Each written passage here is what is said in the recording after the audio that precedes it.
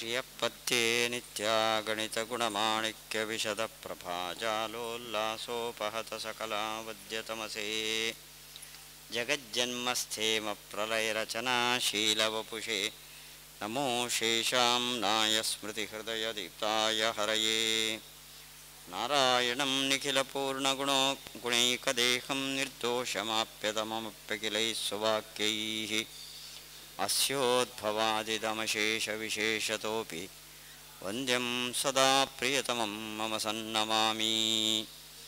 ಓಂ ಓಂ ಅಥಾತೋ ಬ್ರಹ್ಮಜಿಜ್ಞಾಸಾ ಓಂ ಓಂ ದಿಗ್ಭಾಧ್ಯಾಯತನಂ ಸ್ವಶಬ್ದಾತ್ ಓಂ.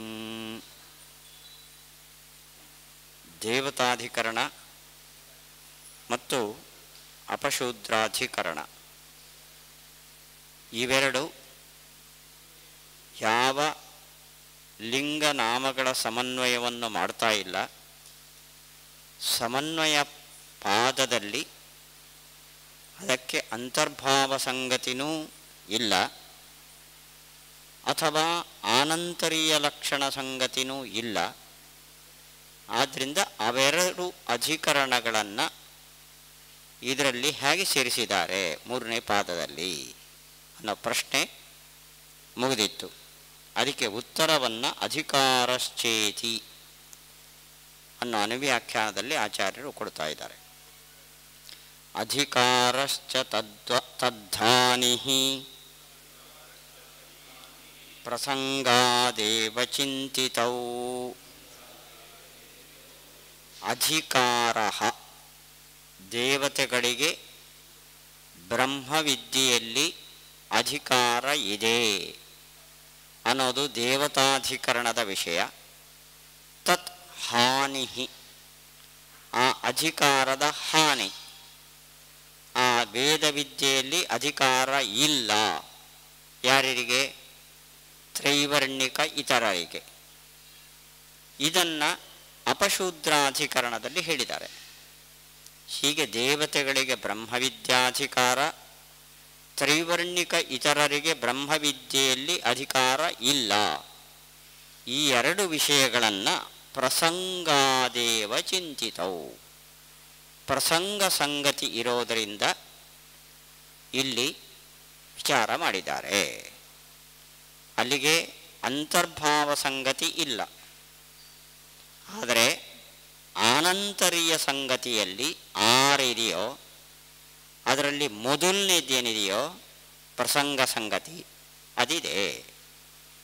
ಪ್ರಸಂಗದ ಲಕ್ಷಣ ಸ್ಮೃತಸ್ಯ ಉಪೇಕ್ಷಾ ಅನರ್ಹತ್ವ. ಈ ಎರಡು ವಿಷಯಗಳು ಸಮನ್ವಯ ಮಾಡುವ ಕಾಲಕ್ಕೆ ಸ್ಮರಣೆಗೆ ಬಂತು, ಉಪೇಕ್ಷೆ ಮಾಡಿ ಬಿಡುವಂಥದ್ದಲ್ಲ. ಆದ್ದರಿಂದ ಅವೆರಡನ್ನು ನಿರೂಪಣೆ ಮಾಡಿದ್ದಾರೆ ಅಂತ ಆಚಾರ್ಯರ ಉತ್ತರ. ಅಂತರ್ಭಾವಲಕ್ಷಣ ಸಂಗತ್ಯಭಾವೇಪಿ ದೇವಾದೀನಾಂ ವೇದವಿದ್ಯಾಧಿಕಾರಃ ತದಭಾವಶ್ಚ ಶೂದ್ರಾದೀನಾಂ ಅತ್ರ ಪ್ರಸಂಗಾದೇವ ಚಿಂತಿತೌ. ಈ ಎರಡು ವಿಷಯಗಳಿಗೆ ಅಂತರ್ಭಾವ ಸಂಗತಿ ಇಲ್ಲ. ಯಾಕೆ? ಇಲ್ಲಿ ಸಮನ್ವಯ ಮಾಡಲ್ಲ ಈ ಎರಡು ಅಧಿಕರಣದಲ್ಲಿ. ಅಂದ ಅಂತರ್ಭಾವ ಸಂಗತಿ ಇಲ್ಲ. ಎರಡನೇ ಸಂಗತಿ ಏನು? ಆನಂತರ್ಯ. ಅದು 6 ವಿಧ. ಆ 6 ವಿಧದಲ್ಲಿ ಯಾವ ಸಂಗತಿ ಇದೆ? ಮೊದಲನೇದ್ದು ಯಾವುದು? ಪ್ರಸಂಗ. ಯಾವುದಕ್ಕೆ? ದೇವಾದೀನಾಂ ವೇದ ವಿದ್ಯಾಧಿಕಾರ. ದೇವತೆಗಳಿಗೂ ವೇದವಿದ್ಯೆಯಲ್ಲಿ ಅಧಿಕಾರ ಇದೆ ಎಂಬ ವಿಷಯ. ಮತ್ತು ನೋಡಿ, ಅಲ್ಲಿ ಓದುವಾಗ ವೇದವಿದ್ಯಾಧಿಕಾರ ತದಭಾವಶ್ಚ ಅನ್ನಬಾರದು. ತದಭಾವಶ್ಚ ಶೂದ್ರಾದೀನಾಂ. ದೇವತೆಗಳಿಗೆ ವೇದವಿದ್ಯೆಯಲ್ಲಿ ಅಧಿಕಾರ, ಶೂದ್ರರಿಗೆ ತದಭಾವ, ವೇದವಿದ್ಯೆಯಲ್ಲಿ ಅಧಿಕಾರ ಇಲ್ಲ. ಈ ಎರಡು ವಿಷಯಗಳು ಎರಡು ಅಧಿಕರಣದಲ್ಲಿ ಏನು ಹೇಳ್ತಾರೋ ಪ್ರಸಂಗಾದೇವ ಚಿಂತಿತವು. ಪ್ರಸಂಗ ಸಂಗತಿ ಇರೋದರಿಂದ ಇವೆರಡನ್ನು ವಿಚಾರ ಮಾಡಿದ್ದಾರೆ. ಪ್ರಸಂಗಶ್ಚ ಮನುಷ್ಯಾಧಿಕಾರತ್ವಾತ್ ಇತಿ ಪೂರ್ವಸೂತ್ರೋಕ್ತ್ಯಾ ಉಪೋದ್ಬಲಿತಃ ಇತಿ ಭಾವಃ. ಪ್ರಸಂಗ ಸಂಗತಿ ಅಂದರೆ ಸ್ಮರಣೆಗೆ ಬರಬೇಕು. ಅದರ ಸ್ಮರಣೆಗೆ ಬರುವ ವಿಷಯವನ್ನು ಹಿಂದಿನ ದಹರಾಧಿಕರಣದಲ್ಲಿ ಹೇಳಲಾಗಿದೆ. ಅಲ್ಲಿ ಹೃದಯಪೇಕ್ಷೆಯಾತು ಮನುಷ್ಯಾಧಿಕಾರತ್ವಾತ್ ಅಂತ ದಹರಾಧಿಕರಣದಲ್ಲಿ ಒಂದು ಸೂತ್ರ ಇದೆ. ಬ್ರಹ್ಮನು ಅಂಗುಷ್ಠ ಮಾತ್ರ ಪರಿಮಿತನಾಗಿ ಹೃದಯ ಆಕಾಶದಲ್ಲಿ ಇದ್ದಾನೆ. ಅಲ್ಲಿಗೆ ಬ್ರಹ್ಮನು ದೊಡ್ಡ ವ್ಯಾಪ್ತ ರೂಪನಾಗಿದ್ದರೂ ಅಂಗುಷ್ಠ ಪರಿಮಿತ ಅಂದರು. ಅಂಗುಷ್ಠ ಪರಿಮಿತ ಅಂದರೆ ಪ್ರಾಣಿಗಳಿಗೆ ಅಂಗುಷ್ಠ ಇಲ್ವಲ್ಲ ಅಂತ ಬಂತು, ಅವುಗಳ ಹೃದಯದಲ್ಲಿ ಇರಬೇಕಲ್ಲ. ಅಂದರೆ ಮನುಷ್ಯಾಧಿಕಾರತ್ವ. ಈ ಅಂಗುಷ್ಠ ಪರಿಮಿತ ಪರಮಾತ್ಮ ಅಂತ ಉಪನಿಷತ್ತೇನು ಹೇಳಿದೆಯೋ ಸುಮ್ಮನೆ ಹೇಳಿದ್ದಲ್ಲ ಅದು. ಆ ರೀತಿ ನಾವು ಧ್ಯಾನ ಮಾಡಬೇಕು.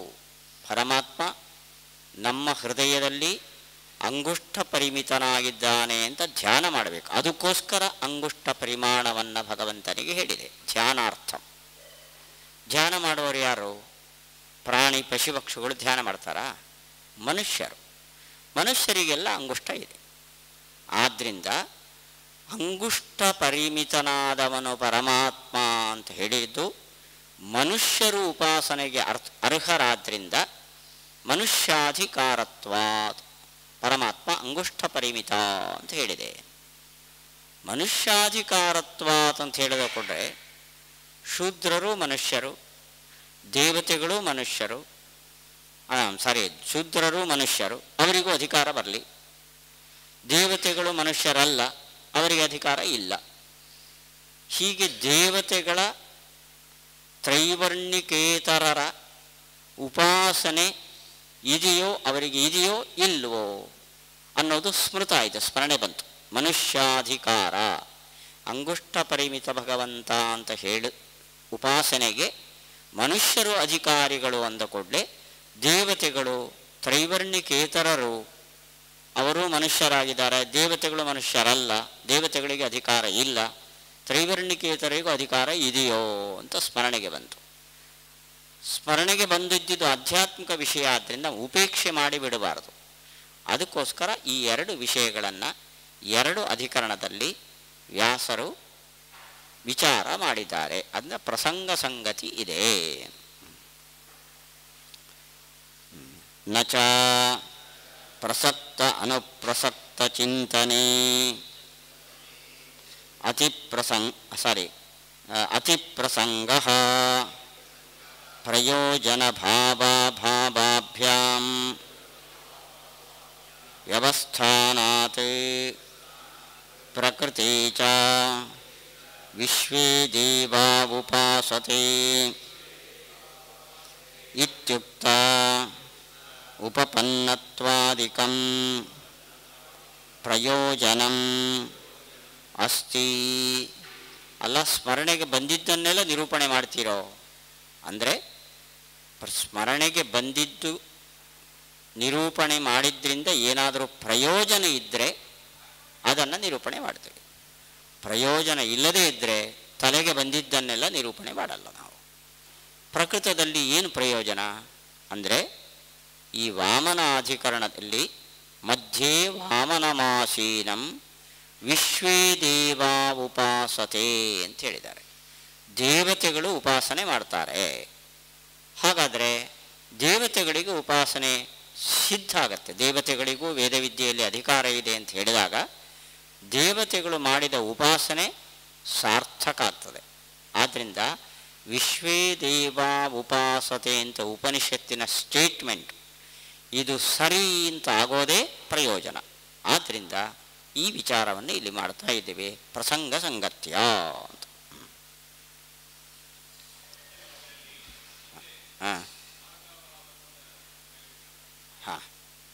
ಸಾಮಾನ್ಯತಃ ಅದೇ, ಅದು ಸಾಮಾನ್ಯತಃ ಮಾಡಿರೋ ಪ್ರಶ್ನೆ. ಇಲ್ಲಿ ಸ್ಮಾರಕ ಇದೆ, ಅಂಗುಷ್ಠ ಪರಿಮಿತತ್ವ ಹೇಳಿದ್ರಿಂದ ಸ್ಮರಣೆ ಬರ್ತದೆ ಅಂತ. ನನು ಚಿಂತಿತೌ ಇತಿ ಕಥಂ ವಿಪ್ರತಿಷೇಧೆ ಪರಂಕಾರ್ಯಂ ಇತಿ ಸ್ತ್ರೀಲಿಂಗೇನ ಭಾವ್ಯಂ ಮೈವಂ ಇತಿ ಇಮೌ ವಿಷಯೌ ಇತ್ಯಧ್ಯಾಹಾರಾತ್.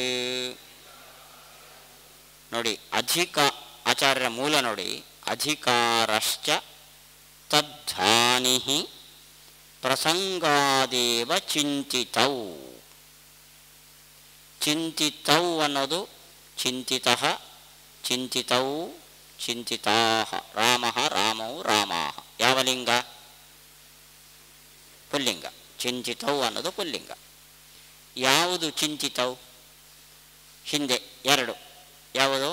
ಅಧಿಕಾರ ತದ್ಧಾನಿ ಚಿಂತಿತೌ. ಅಧಿಕಾರ ಅನ್ನೋದು ಪುಲ್ಲಿಂಗ, ತತ್ ಹಾನಿ ಅನ್ನೋದು ಸ್ತ್ರೀಲಿಂಗ. ಚಿಂತಿತೌ ಅನ್ನೋದು ಪುಲ್ಲಿಂಗ ಆಗಬೇಕೋ ಸ್ತ್ರೀಲಿಂಗ ಆಗಬೇಕು ಹೇಳಿ? ನೋಡಿ, ಅಧಿಕಾರ ತದ್ಧಾನಿ ಚಿಂತಿತೌ. ಈ ಚಿಂತಿತವ್ ಅನ್ನೋದು ಇದಕ್ಕೂ ಸಂಬಂಧಪಟ್ಟಿದ್ದು, ಇದಕ್ಕೂ ಸಂಬಂಧಪಟ್ಟಿದ್ದು. ಇದು ಪುಲ್ಲಿಂಗದಲ್ಲಿದೆ, ಇದು ಸ್ತ್ರೀಲಿಂಗದಲ್ಲಿದೆ, ಇದು ಪುಲ್ಲಿಂಗದಲ್ಲಿದೆ.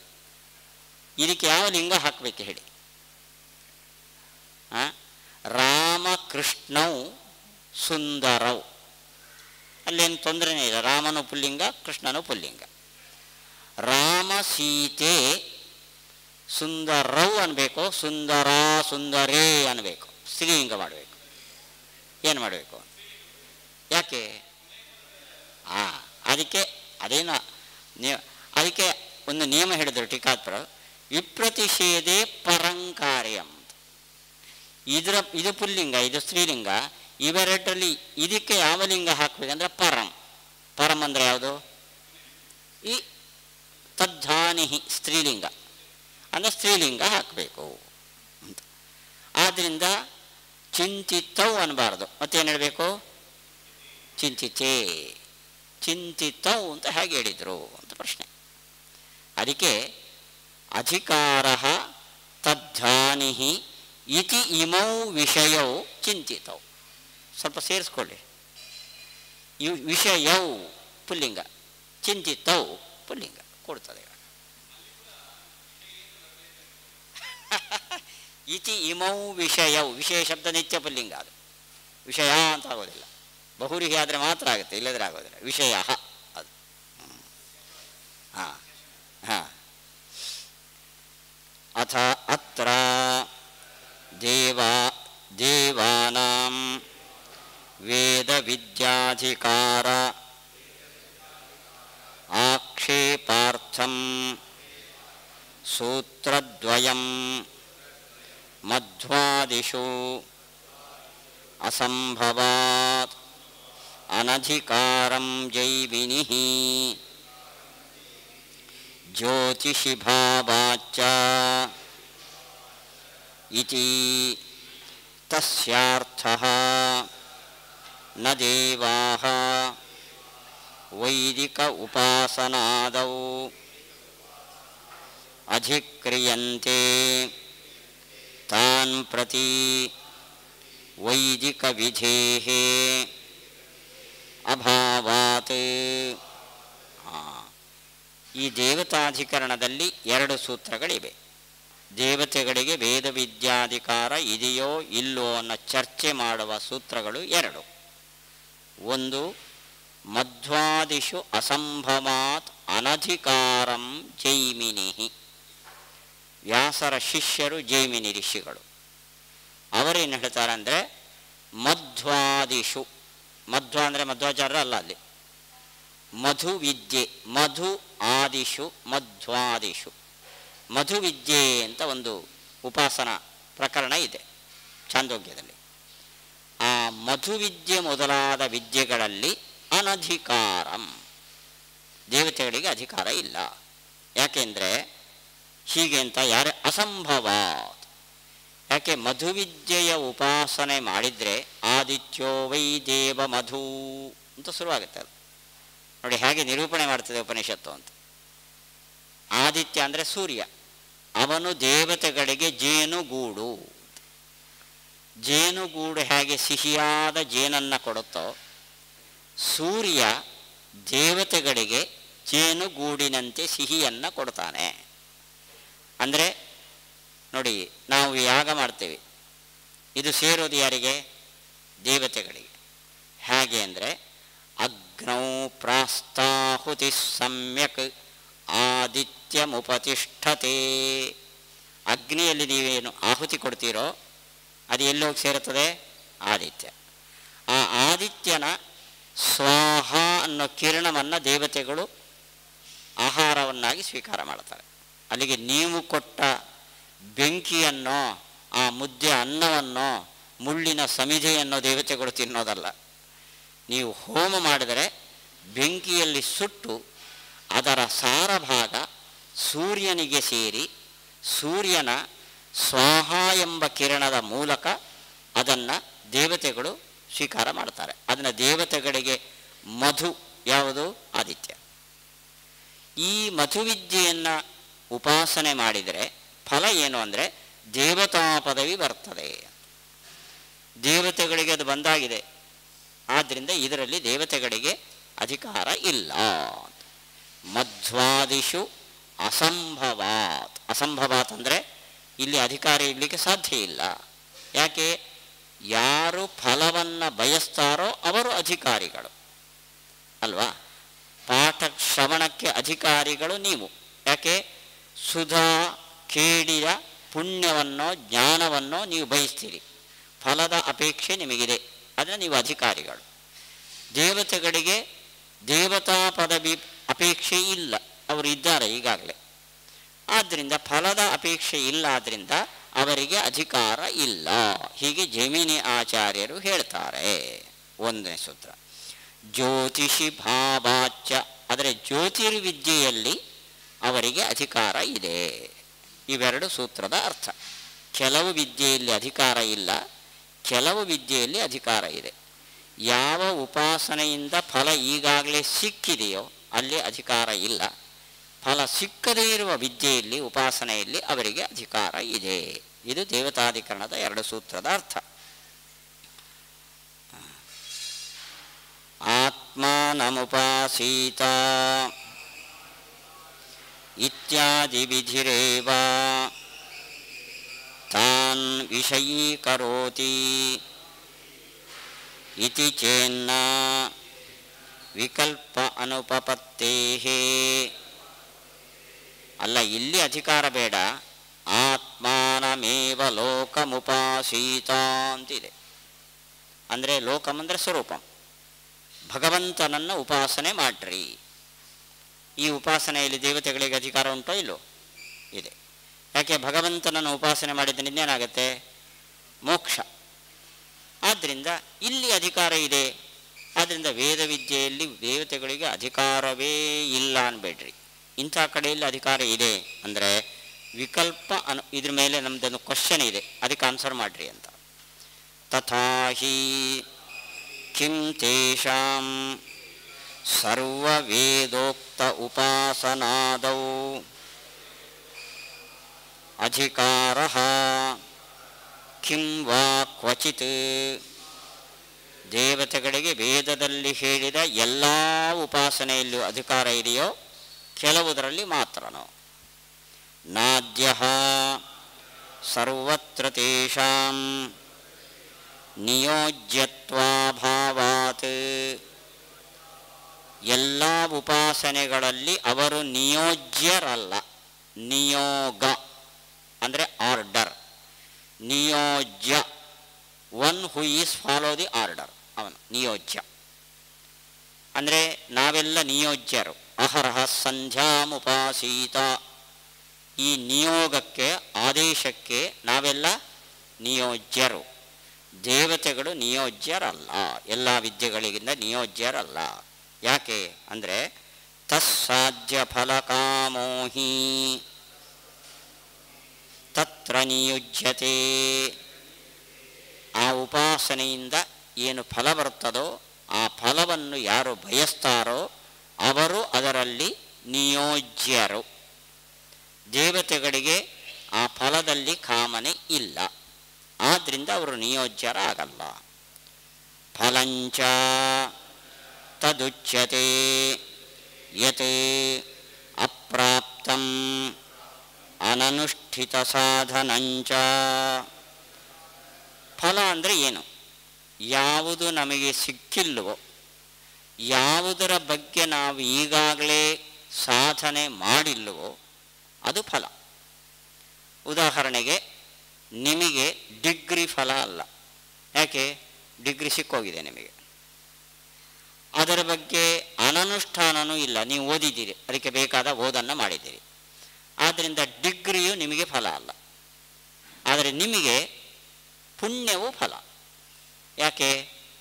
ಅದು ಈ ಅಧ್ಯಯನದಿಂದ, ಈ ಪವಿತ್ರ ಪರಿಸರದಲ್ಲಿ ಅಧ್ಯಯನದಿಂದ ಮಧ್ವಾಚಾರ್ಯರ ಮತ್ತು ವಿದ್ಯಾಮಾನ್ಯರ, ಪ್ರಾಣದೇವರ, ರಾಮದೇವರ ಅನುಗ್ರಹ ಆಗ್ತದೆ. ಇದು ಬೇಕು ನಮಗೆಲ್ಲ. ಅದು ಅಪ್ರಾಪ್ತ, ಹಾಗಿಲ್ಲ, ಅದು ಆಗಬೇಕು ಫಲ. ಆದ್ದರಿಂದ ಆ ಫಲದ ಅಪೇಕ್ಷೆ ನಿಮಗಿದೆ, ಅದನ್ನು ನೀವು ಈ ಅಧ್ಯಯನಕ್ಕೆ ನಿಯೋಜ್ಯರು. ದೇವತೆಗಳು ಹೀಗೆ ನಿಯೋಜ್ಯರಾಗ್ತಾರ ಉಪಾಸನೆಯಿಂದ, ಆತ್ಮನ ಉಪಾಸನೆಯಿಂದ. ಅವರಿಗೆ ಅಪ್ರಾಪ್ತವಾದ ಫಲ ಅಥವಾ ಆ ಫಲಕ್ಕೋಸ್ಕರ ಅವರು ಸಾಧನ ಅನುಷ್ಠಾನ ಮಾಡಲಿಲ್ಲ, ಆವಾಗ ಆ ಫಲಕ್ಕೆ ಅಧಿಕಾರಿಗಳಾಗ್ತಾರೆ ಅವರು. ಅದು ಇದೆಯಾ ನೋಡೋಣ. ನಚ ಉಪಾಸನಾದಿ ಫಲೇ ದೇವಾನಾಂ ಕಾಮಃ ಸಂಭವತಿ.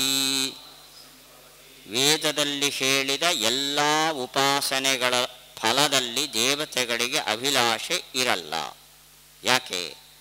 ಮಧ್ವಾದಿ ಉಪಾಸನಾನಾಂ ದೇವತಾಪದ ಪ್ರಾಪ್ತಿ ಫಲತ್ವಾತ್. ಮಧು ವಿದ್ಯೋಪಾಸನೆಯ ಫಲ ದೇವತಾ ಪದವಿಯ ಪ್ರಾಪ್ತಿ. ಅದಾಗಿದೆಯೋ ಇಲ್ಲ ಅವರಿಗೆ? ಆಗ್ಬಿಟ್ಟಿದೆ. ತಸ್ಯ ಚ ತೈಃ ಪ್ರಾಪ್ತತ್ವಾತ್. ಇನ್ನು ಆತ್ಮೋಪಾಸನೆ, ಭಗವಂತನ ಉಪಾಸನೆ, ಅದರ ಫಲ ಏನು? ಮೋಕ್ಷ. ಅದಾಗಿಲ್ಲ. ಅದಕ್ಕೋಸ್ಕರ ಆತ್ಮೋಪಾಸನೆಯ ವಿಧಿಯಲ್ಲಿ ಅವರಿಗೆ ಅಧಿಕಾರ ಇದೆ ಅಂತ ಹೇಳೋಣ. ಅಂದರೆ ಸರ್ವಜ್ಞತ್ವೇನ ಉಪಾಸನಾ ಸಾಧ್ಯ ಜ್ಞಾನಸ್ಯಾಪಿ ನಿತ್ಯ ಸಿದ್ಧತ್ವಾತ್. ಉಪಾಸನೆಯಿಂದ ಭಗವಂತನ ಜ್ಞಾನ ಬರಬೇಕು, ಅಪರೋಕ್ಷ ಜ್ಞಾನ. ದೇವತೆಗಳಿಗೆ ಅಪರೋಕ್ಷ ಜ್ಞಾನ ಉಂಟೋ ಇಲ್ಲೋ? ನೈವ ದೇವ ಪದಂ ಪ್ರಾಪ್ತಾ ಬ್ರಹ್ಮದರ್ಶನ ವರ್ಜಿತಾ. ಭಗವಂತನ ಅಪರೋಕ್ಷ ಜ್ಞಾನ ಇಲ್ಲದವರು ದೇವತೆಗಳು ಆಗೋದೇ ಇಲ್ಲ. ಅಲ್ಲಿಗೆ ಆತ್ಮಾನಮೇವ ಲೋಕಮುಪಾಸೀತ, ದೇವರನ್ನು ಉಪಾಸನೆ ಮಾಡ್ರಿ. ಯಾಕೆ? ಅವನ ಅಪರೋಕ್ಷ ಜ್ಞಾನಕ್ಕೋಸ್ಕರ. ಆ ಜ್ಞಾನ ಬಂದಾಗಿದೆ ಅವರಿಗೆ. ಅಲ್ಲಿಗೆ ಭಗವದ್ ಉಪಾಸನೆಯಲ್ಲೂ ಅವರಿಗೆ ಅಧಿಕಾರ ಇಲ್ಲ, ಮಧುವಿದ್ಯೆಯಲ್ಲೂ ಅಧಿಕಾರ ಇಲ್ಲ, ಭಗವದ್ ಉಪಾಸನೆಯಲ್ಲೂ ಪೂರ್ವಪಕ್ಷ ಇದು, ಹೆದರಬೇಡ್ರಿ. ಅವರಿಗೆ ನಿತ್ಯ ಸಿದ್ಧ ಅಪರೋಕ್ಷ. ಅತ ಏವ ನ ದ್ವಿತೀಯ. ಆದ್ದರಿಂದ ಎಲ್ಲ ವಿದ್ಯೆಯಲ್ಲೂ ಅಧಿಕಾರ ಇದೆ ಅಂತ ಹೇಳಬೇಡ್ರಿ, ಕ್ವಚಿತ್ ವಿದ್ಯೆಯಲ್ಲೂ ಅಧಿಕಾರ ಇದೆ ಅಂತ ಹೇಳಬೇಡ. ಆ ಫಲ ಎಲ್ಲ ಬಂದುಬಿಟ್ಟಿದೆ ಅವರಿಗೆ. ಕಿಂಚ ಜೈಮಿನಿರಪಿ ಏವಂ ಮನ್ಯತೆ ಅನಧಿಕಾರ. ನೋಡಿ, ಇದುವರೆಗೆ ಹೇಳಿದ್ದು ಅಸಂಭವಾತ್ ಅನ್ನೋದನ್ನು ವಿವರಣೆ ಮಾಡಿದ್ದು. ಇವಾಗ ಜೈಮಿನಿಹಿ ಸೂತ್ರದಲ್ಲಿದೆ. ನಾವು ಈ ತರ್ಕ ಅಷ್ಟೇ ಮಾಡೋದಲ್ಲ, ವ್ಯಾಸರ ಶಿಷ್ಯರು, ವ್ಯಾಸರಿಂದ ಪಾಠ ಕೇಳಿದವರು ಜೈಮಿನಿಗಳು ಹೀಗೆ ಹೇಳ್ತಾರೆ, ಅವರಿಗೆ ಅಧಿಕಾರ ಇಲ್ಲ ಅಂತ. ಆದ್ದರಿಂದ ಜೈಮಿನಿಗಳ ವಿಶ್ವಾಸಾರ್ಹವಾದ ಮಾತಿನಿಂದ ಮತ್ತು ನಮ್ಮ ಈ ತರ್ಕದಿಂದ ದೇವತೆಗಳಿಗೆ ವೇದ ವಿದ್ಯೆಯಲ್ಲಿ ಅಧಿಕಾರ ಇಲ್ಲ. ಏವಂ ಅವಾಂತರ ಫಲಸ್ಯ ಪರಮ ಪ್ರಯೋಜನಸ್ಯ ಚ ಪದಾದೇಹೇ ಪ್ರಾಪ್ತತ್ವೇನ ವಿಧೇಹೇ ಅಸಂಭವಾತ್ ಜೈವಿನಿ ವಚನಾಚ್ಚ ದೇವಾನಾಂ ಅನಧಿಕಾರಃ ಇತಿ ಪ್ರಾಪ್ತೆ ತತ್ಪ್ರತಿವಿಧಾನಾರ್ಥಂ ಸೂತ್ರಂ ಭಾವಂತು ಬಾದರಾಯಣಃ ಅಸ್ತಿ ಹಿ ಇತಿ. ಹೀಗೆ ದೇವತೆಗಳಿಗೆ ಅವಾಂತರ ಫಲ ದೇವತಾ ಪದವಿ ಪ್ರಾಪ್ತಿ, ಮಧುವಿದ್ಯೆ ಉಪಾಸನೆಯಿಂದ ಪರಮ ಫಲ ಯಾವುದು? ಜ್ಞಾನ ಪ್ರಾಪ್ತಿ. ಈ ದೇವತಾ ಪದವಿ ಪ್ರಾಪ್ತಿ ಎಂಬ ಅವಾಂತರ ಫಲನೂ ಅವರ ಕೈಯಲ್ಲಿದೆ, ಜ್ಞಾನ ಪ್ರಾಪ್ತಿನೂ ಅವರ ಕೈಯಲ್ಲಿದೆ. ಆದ್ದರಿಂದ ಅವರಿಗೆ ಅಧಿಕಾರ ಇಲ್ಲ, ಜೈಮಿನಿಗಳೂ ಹೇಳಿದ್ದಾರೆ. ಇಷ್ಟು ಪೂರ್ವಪಕ್ಷ ಇದು. ಇದಕ್ಕೆ ಬಾದರಾಯಣರು ವೇದವ್ಯಾಸರು ಸಿದ್ಧಾಂತ ಹೇಳಿದರು, ಭಾವಂತು. ಏನು? ದೇವತೆಗಳಿಗೆ ಭಾವಂ, ಭಾವ ಅಂದರೆ ಅಕ್ಕ ಭಾವ ಅದಲ್ಲ, ಇದೆ. ಏನಿದೆ? ದೇವತೆಗಳಿಗೆ ಅಧಿಕಾರ ಇದೆ. ಯಾರು ಹೇಳ್ತಾರೆ? ಬಾದರಾಯಣ. ಭಾವಂ ತು ಬಾದರಾಯಣ ಅಸ್ತಿ, ಭಾವಂ ಮನ್ಯತೆ ಬಾದರಾಯಣ. ಆದ್ದರಿಂದ ದೇವತೆಗಳಿಗೆ ವೇದವಿದ್ಯಾಧಿಕಾರ ಇದೆ. ಹೆಂಗಾಯ್ತು ಇವಾಗ? ಜೈಮಿನಿಗಳು ಇಲ್ಲ ಅಂದರು, ಗುರುಗಳು ಇದೆ ಅಂದರು. ನನ್ನ ಶಿಷ್ಯ ಸುಳ್ಳು ಹೇಳ್ತಾನೆ, ತಪ್ಪು ಹೇಳ್ತಾನೆ. ಅಲ್ಲಿಗೆ ಶಿಷ್ಯರಿಗೂ ಗುರುಗಳಿಗೂ ವಿರೋಧ ಬಂತು ನೋಡ್ರಿ. ಇದು ಇರೋದು ಇಲ್ಲಿ ಸಮಸ್ಯೆ. ಅದಕ್ಕೋಸ್ಕರ ಎತ್ಕೊಂಡಿದ್ದಾರೆ ಟೀಕಾಕೃತ್ಪಾದರು ಈ ವಿಷಯವನ್ನು. ಇಷ್ಟು ವಿಷಯವನ್ನು ನಮ್ಮ ಮುಂದೆ ಇಟ್ಟರು.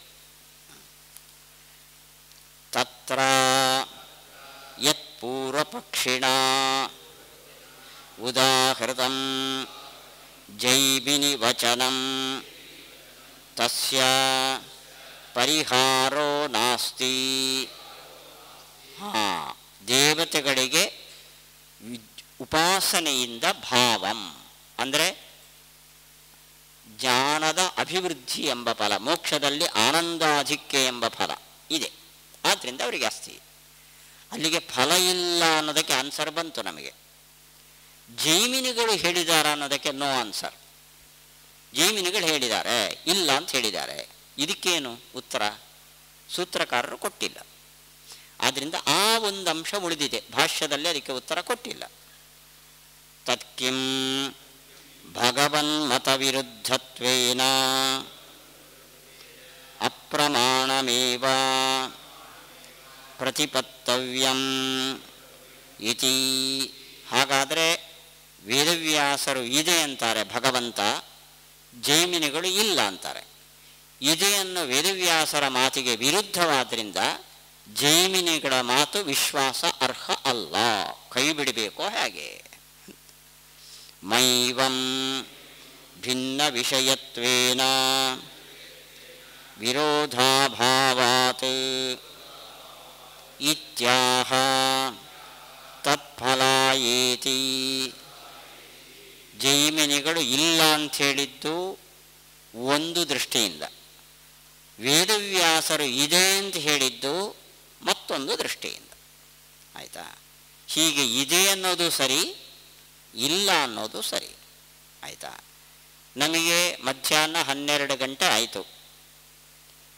ಕೆಲವರಿಗೆ ಒಳ್ಳೆ ಹಸಿವಾಗಿದೆ, ಕೆಲವರಿಗೆ ಇನ್ನೂ ಹಸಿ ಶುರುವಾಗಿದೆ ಮಾತ್ರ. ಊಟಕ್ಕೆ ಅಧಿಕಾರ ಯಾವಾಗ? ಹಸಿವಾದರೆ ಮಾತ್ರ. ಹಸಿವು ಯಾರಿಗೆ ಬರಲಿಲ್ಲೋ ಅವರಿಗೆ ಊಟದಲ್ಲಿ ಅಧಿಕಾರ ಇದೆಯೋ ಇಲ್ಲವೋ? ಇದೆ, ಇಲ್ಲ.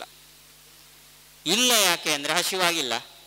ಇದೆ ಯಾಕೆ ಅಂದರೆ 12 ಗಂಟೆ ಬಿಟ್ಟರೆ ನೀವು 1 ಗಂಟೆ ಹೋದರಲ್ಲಿ ಜೀರೋ, ಊಟ ಇಲ್ಲ. ಹಾಗೆ ಇಲ್ಲಿ ಜೈಮಿನಿಗಳು ವೇದವಿದ್ಯೆಯಲ್ಲಿ ಅಧಿಕಾರ ಇಲ್ಲ ಅಂದರು.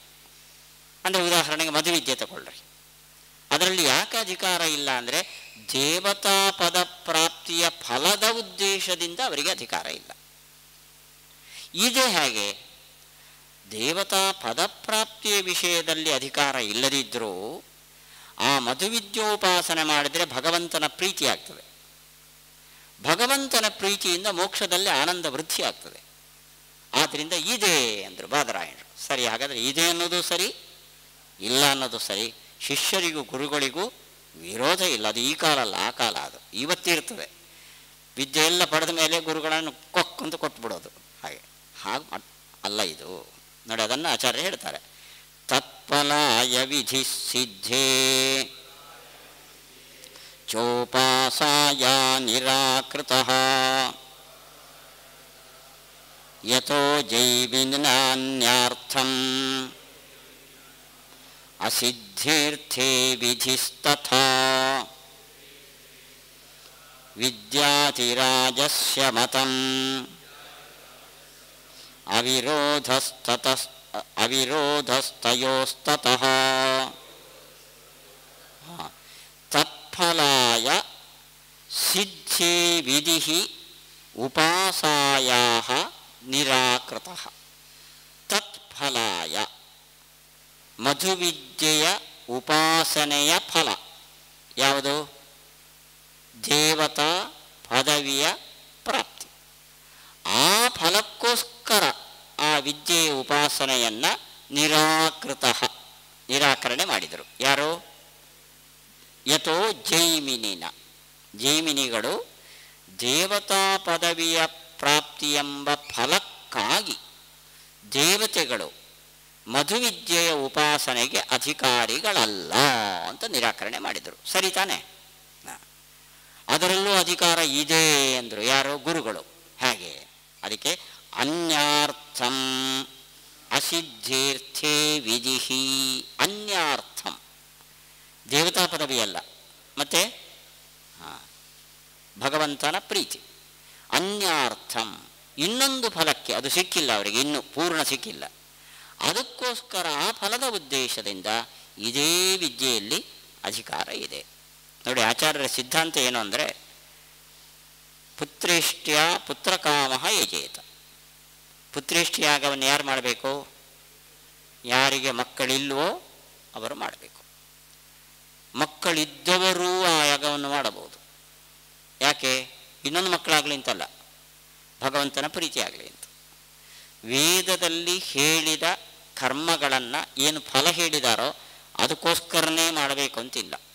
ಅದನ್ನು ನಿಷ್ಕಾಮವಾಗಿ ಭಗವತ್ ಪ್ರೀತಿಗೋಸ್ಕರನೂ ಮಾಡಬಹುದು. ಹಾಗಾದರೆ ಮಧುವಿದ್ಯೆಯ ಉಪಾಸನೆಗೆ ಎರಡು ಫಲ. ಒಂದು ಫಲ ದೇವತಾ ಪದವಿ ಪ್ರಾಪ್ತಿ. ಆ ಫಲಕ್ಕೋಸ್ಕರ ದೇವತೆಗಳು ಆ ಉಪಾಸನೆಯನ್ನು ಮಾಡಬೇಕಾದ ಅಗತ್ಯ ಇಲ್ಲ. ಇನ್ನೊಂದು ಫಲ ಏನೋ? ಭಗವಂತನ ಪ್ರಸಾದ. ಅದಕ್ಕೋಸ್ಕರ ಅವರು ಮಾಡಬೇಕು. ಹಾಗಾದರೆ ಮಾಡಬೇಕು ಅಂತ ಹೇಳಿದ ಗುರುಗಳೂ ಸರಿ, ಮಾಡಬೇಕಾಗಿಲ್ಲ, ಅದರಲ್ಲಿ ಅಧಿಕಾರ ಇಲ್ಲ ಅಂತ ಹೇಳಿದ ಶಿಷ್ಯರು ಸರಿ. ವಿದ್ಯಾಧಿರಾಜಸ್ಯ, ಯಾರು ವಿದ್ಯಾಧಿರಾಜರು? ವೇದವ್ಯಾಸರು. ಮತಂ, ಇದು ವೇದವ್ಯಾಸರ ಮತ. ಆದ್ದರಿಂದ ತಯೋಹೋ, ಆ ಗುರು ಶಿಷ್ಯರ ಮಧ್ಯದಲ್ಲಿ, ತತಃ ಈ ಕಾರಣದಿಂದ ಅವಿರೋಧ, ವಿರೋಧ ಇಲ್ಲ. ತಥಿತಿ ವಸೂನಾಂ ಏವ ಏಕೋ ಭೂತ್ವಾ ಇತ್ಯಾದಿ ಶ್ರುತಿ ಪ್ರಸಿದ್ಧಂ ಪರಾಮೃಶತಿ. ತತ್ಫಲಾಯ, ಅದರ ಫಲ, ಆ ಫಲಕ್ಕಾಗಿ. ಅಂದರೆ ಆಚಾರ್ಯ ಹೇಳಿದರು, ಅವರ ಮುಂದುಗಡೆ ಮಧುವಿದ್ಯೋಪಾಸನೆಯ ಫಲವನ್ನು ಹೇಳುವ ವಾಕ್ಯ ಇದೆ. ಯಾವುದದು? ವಸೂನಾಂ ಏವ ಏಕೋ ಭೂತ್ವಾ. ಮಧುವಿದ್ಯೆಯನ್ನು ಉಪಾಸನೆ ಮಾಡಿದರೆ ವಸು, ರುದ್ರ, ಆದಿತ್ಯ ಅಂತ ದೇವತೆಗಳ ಮೂರು ಗುಂಪು. ಮಧುವಿದ್ಯೋಪಾಸನೆ ಮಾಡಿದರೆ ವಸುಗಣದ ದೇವತಾ ಗಣದಲ್ಲಿ ಹೋಗಿ ಸೇರ್ಕೋತಾನೆ ಅಂತ ಇದೆ. ಈ ಫಲಕ್ಕೂ ತತ್ಫಲಾಯ, ಈ ಫಲಕ್ಕೋಸ್ಕರ ದೇವತೆಗಳು ಈ ಮಧುವಿದ್ಯೆ ಉಪಾಸನೆಯನ್ನು ಮಾಡಬೇಕಾಗಿಲ್ಲ. ಅದರಿಂದ ತತ್ ಅಂದರೆ ವೇದದ ಆ ವಾಕ್ಯದಲ್ಲಿ ಹೇಳಿರುವ ಫಲವನ್ನು ಆಚಾರ್ಯರು ತತ್ ಅಂತ ನಿರ್ದೇಶ ಮಾಡಿದ್ದಾರೆ. ಸಿದ್ಧೇ ಎಂತ ಮೂಲದಲ್ಲಿದೆ, ಅದಕ್ಕೆ ಅರ್ಥ ಜಾತೆ ಬ್ರಹ್ಮಸ್ವರೂಪ ವಿಷಯೇ ವಿಷಯ ಸಪ್ತಮೀಯಂ. ಜಾತವಾದ ಬ್ರಹ್ಮಸ್ವರೂಪ ವಿಷಯದಲ್ಲಿ ಉಪಾಸಾಯಾಹ ನಿರಾಕೃತಃ. ಯಾವ ಬ್ರಹ್ಮನ ಸ್ವರೂಪ ಜ್ಞಾತವಾಗಿದೆಯೋ ಅದರ ಜ್ಞಾನಕ್ಕೋಸ್ಕರವೂ ಅಲ್ಲ, ಯಾಕೆಂದರೆ ಅವರಿಗೆ ಬಂದ್ಬಿಟ್ಟಿದೆ ಜ್ಞಾನ. ಅಂದರೆ ಜ್ಞಾನಕ್ಕೋಸ್ಕರವೂ ಅಲ್ಲ, ದೇವತಾಪದ ಪ್ರಾಪ್ತಿಗೋಸ್ಕರವೂ ಅಲ್ಲ. ಮತ್ತು ಯಾಕೆ? ಆನಂದ ವೃದ್ಧಿಗೋಸ್ಕರ. ಉಪಾಸಾಯಾಹ ವಿಧಿಃ ಇತಿ ಸಂಬಂಧಃ.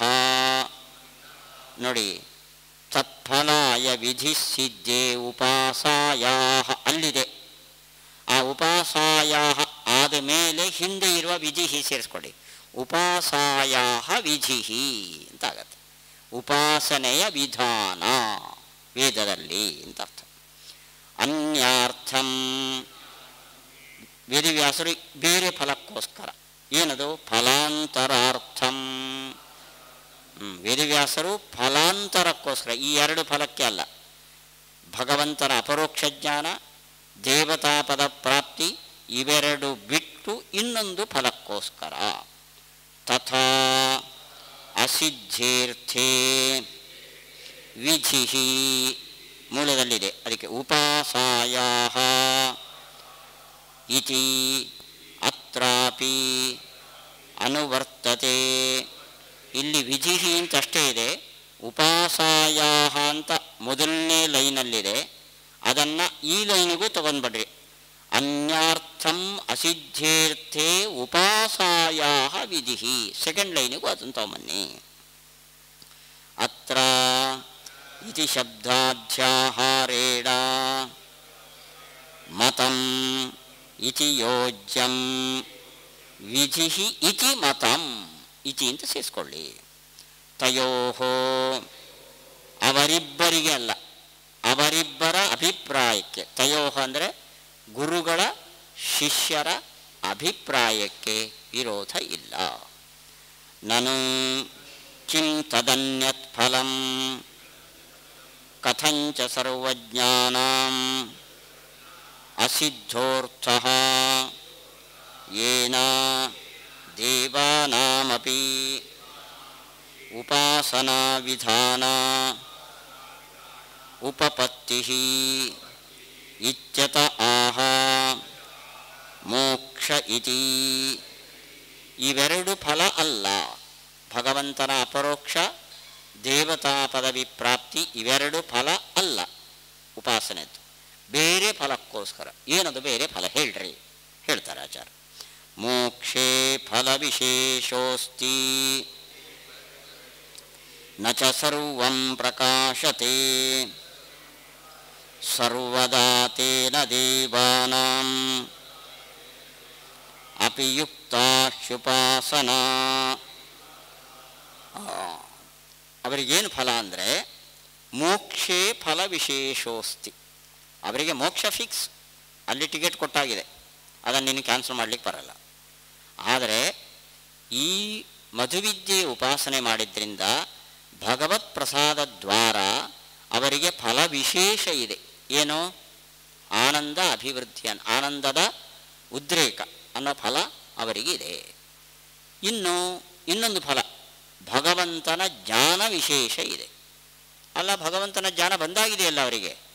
ಹೌದು, ಭಗವಂತ ಸಮುದ್ರ, ಅವನ ಪೂರ್ಣ ಜ್ಞಾನ ಅವರಿಗೂ ಇಲ್ಲ.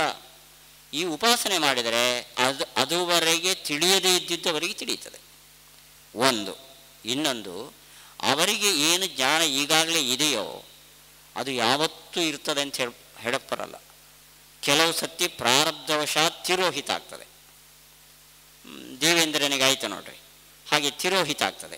ಅರ್ಜುನನಿಗಾಯಿತು, ನಾನು ಯುದ್ಧ ಮಾಡಲ್ಲ ಅಂತ ಕೂತ.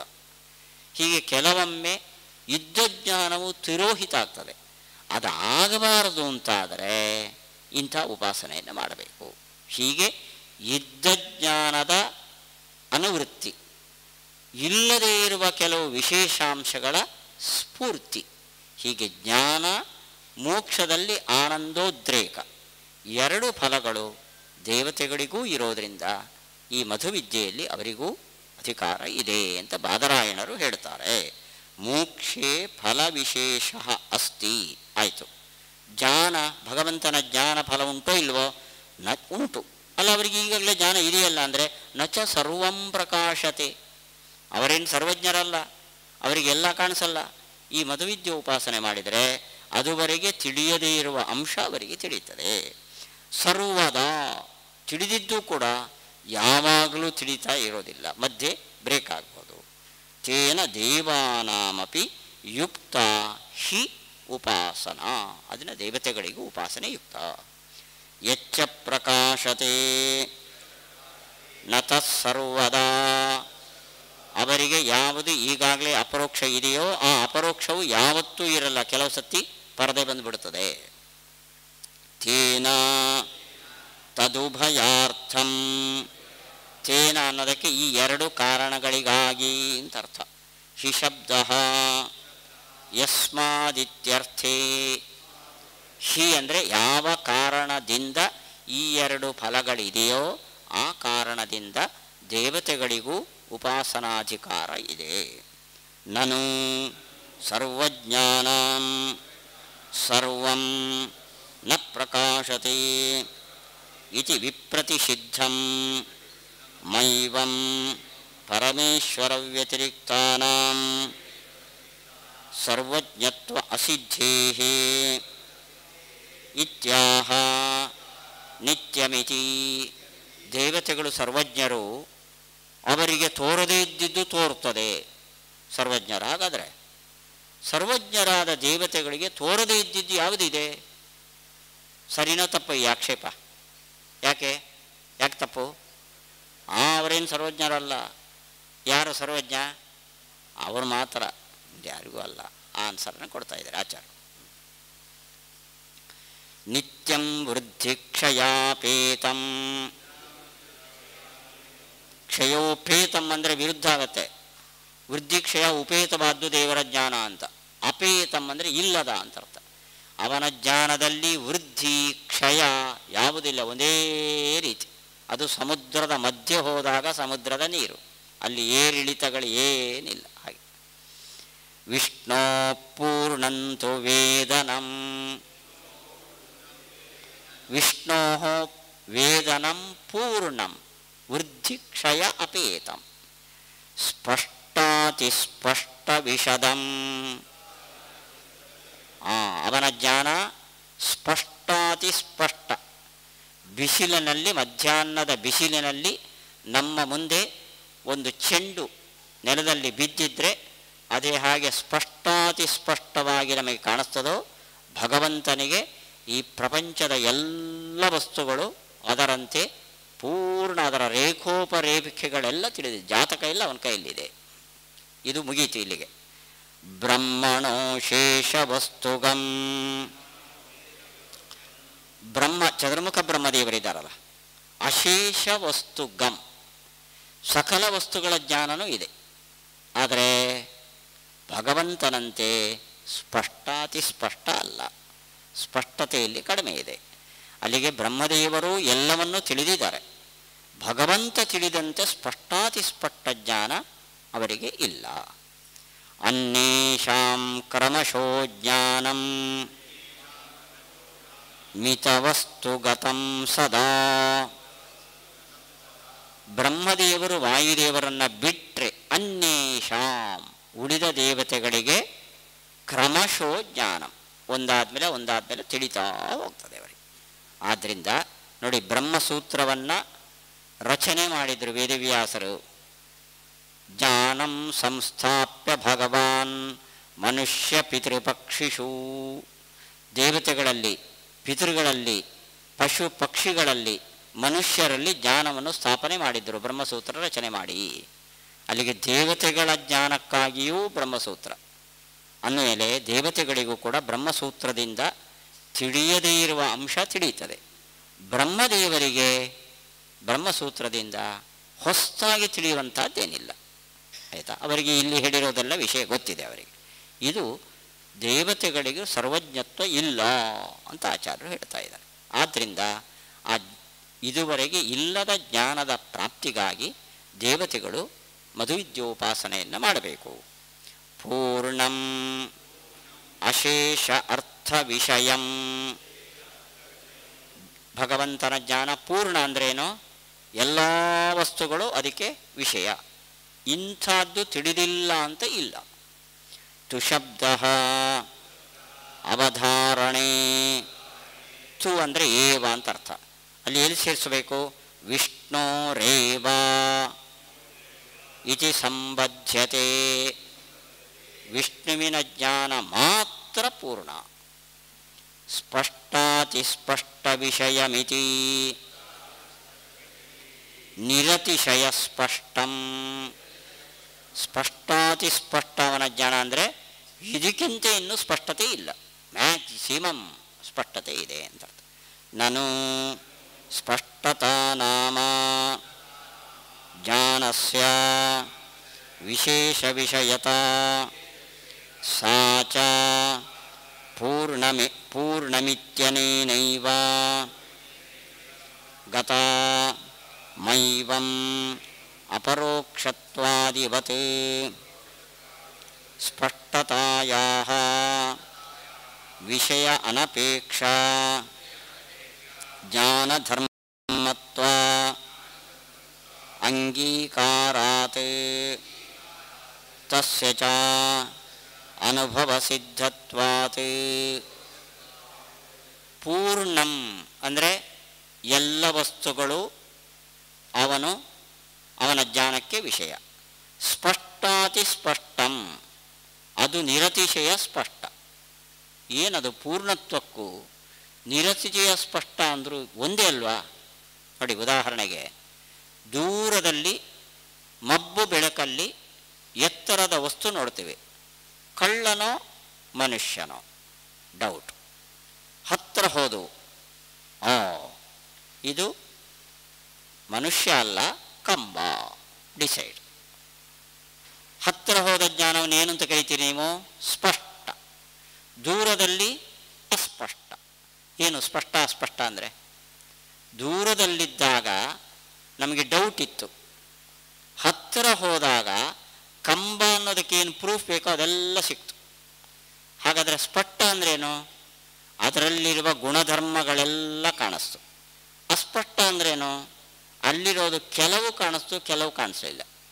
ಹಾಗಾದರೆ ಸ್ಪಷ್ಟತೆ ಅಂದರು ಪೂರ್ಣತೆ ಅಂದರು ಒಂದೇ ಅರ್ಥ. ಸ್ಪಷ್ಟತೆ ಅಂದ್ರೇನು? ಎಲ್ಲವೂ ಕಾಣಿಸ್ತು.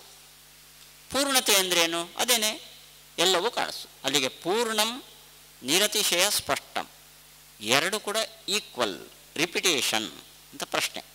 ಅದಲ್ಲ, ನಮಗೆ ಬಿಸಿಲಿನ ಮಧ್ಯದಲ್ಲಿರುವ ವಸ್ತು ಪೂರ್ಣ ಕಾಣಿಸ್ತಾ ಇದೆ. ಅದು ಕೆಂಪೋ ಕಪ್ಪೋ ದೊಡ್ಡದೋ ಚಿಕ್ಕದೋ ರೌಂಡೋ ಚೌಕನೋ ಎಲ್ಲ ಗೊತ್ತಾಗತ್ತೆ. ಆದರೆ ಅದೇ ರಾತ್ರಿಯ ಅಂದರೆ ಸಾಯಂಕಾಲದ ಹೊತ್ತಿಗೆ ಕಾಣಿಸೋದಕ್ಕೂ ಆವಾಗಲೂ ಗೊತ್ತಿದೆ, ಇದರ ಕಲರ್ ಬಿಳಿ, ಇದು ರೌಂಡಾಗಿದೆ ಶೇಪಲ್ಲಿ, ಇದೆಲ್ಲ ಗೊತ್ತು. ಅಲ್ಲಿ ಕಂಡಿದ್ದೆಲ್ಲ ಇಲ್ಲಿ ಕಾಣ್ತದೆ.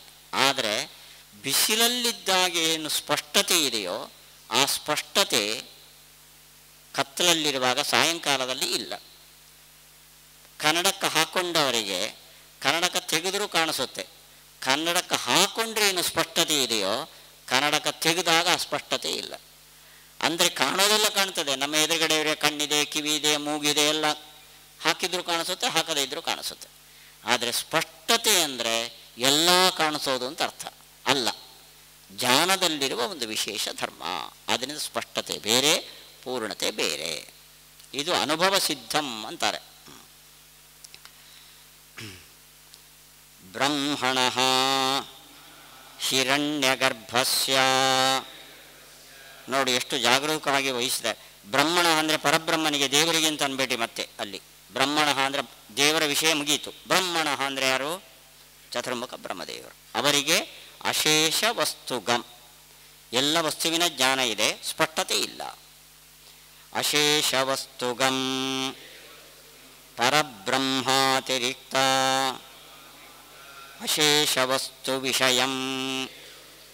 ನೋಡಿ, ಚತುರ್ಮುಖ ಬ್ರಹ್ಮರಿಗೆ ಎಲ್ಲ ವಸ್ತುವಿನ ಜ್ಞಾನ ಇದೆ. ಹಾಗಾದರೆ ದೇವರ ಜ್ಞಾನವು ಪೂರ್ಣವಾಗಿದೆ ಬ್ರಹ್ಮದೇವರಿಗೆ. ಲಕ್ಷ್ಮೀದೇವಿಗೆ ಇಲ್ಲ, ಬ್ರಹ್ಮದೇವರಿಗೆ ಇಲ್ಲಿ. ಅದಕ್ಕೆ ಟೀಕಾಚಾರ ಅಂದರು, ಪರಬ್ರಹ್ಮ ಅತಿರಿಕ್ತ, ದೇವರನ್ನು ಬಿಟ್ಟು ಎಲ್ಲ ಗೊತ್ತಿದೆ ಅವರಿಗೆ. ಅತ್ರಾಪಿ ಏವೇತಿ ಸಂಬದ್ಧತೆ. ಹೇಗೆ ವಿಷ್ಣು ರೇವ ಅಂತೀರೋ, ಪರಬ್ರಹ್ಮಣ ಏವ ದೇವರನ್ನು ಬಿಟ್ಟು ಎಲ್ಲ ವಸ್ತುಗಳು ತಿಳಿದಿದೆ. ಪರಬ್ರಹ್ಮನಿಗೆ ಮಾತ್ರ, ಚತುರ್ಮುಖ ಬ್ರಹ್ಮನಿಗೆ ಮಾತ್ರ, ಮತ್ತು ಉಳಿದ ದೇವತೆಗಳಿಗೆ ಅದಿಲ್ಲ. ನತು ಸರ್ವಾರ್ಥ ವಿಷಯತ್ವಾದಿ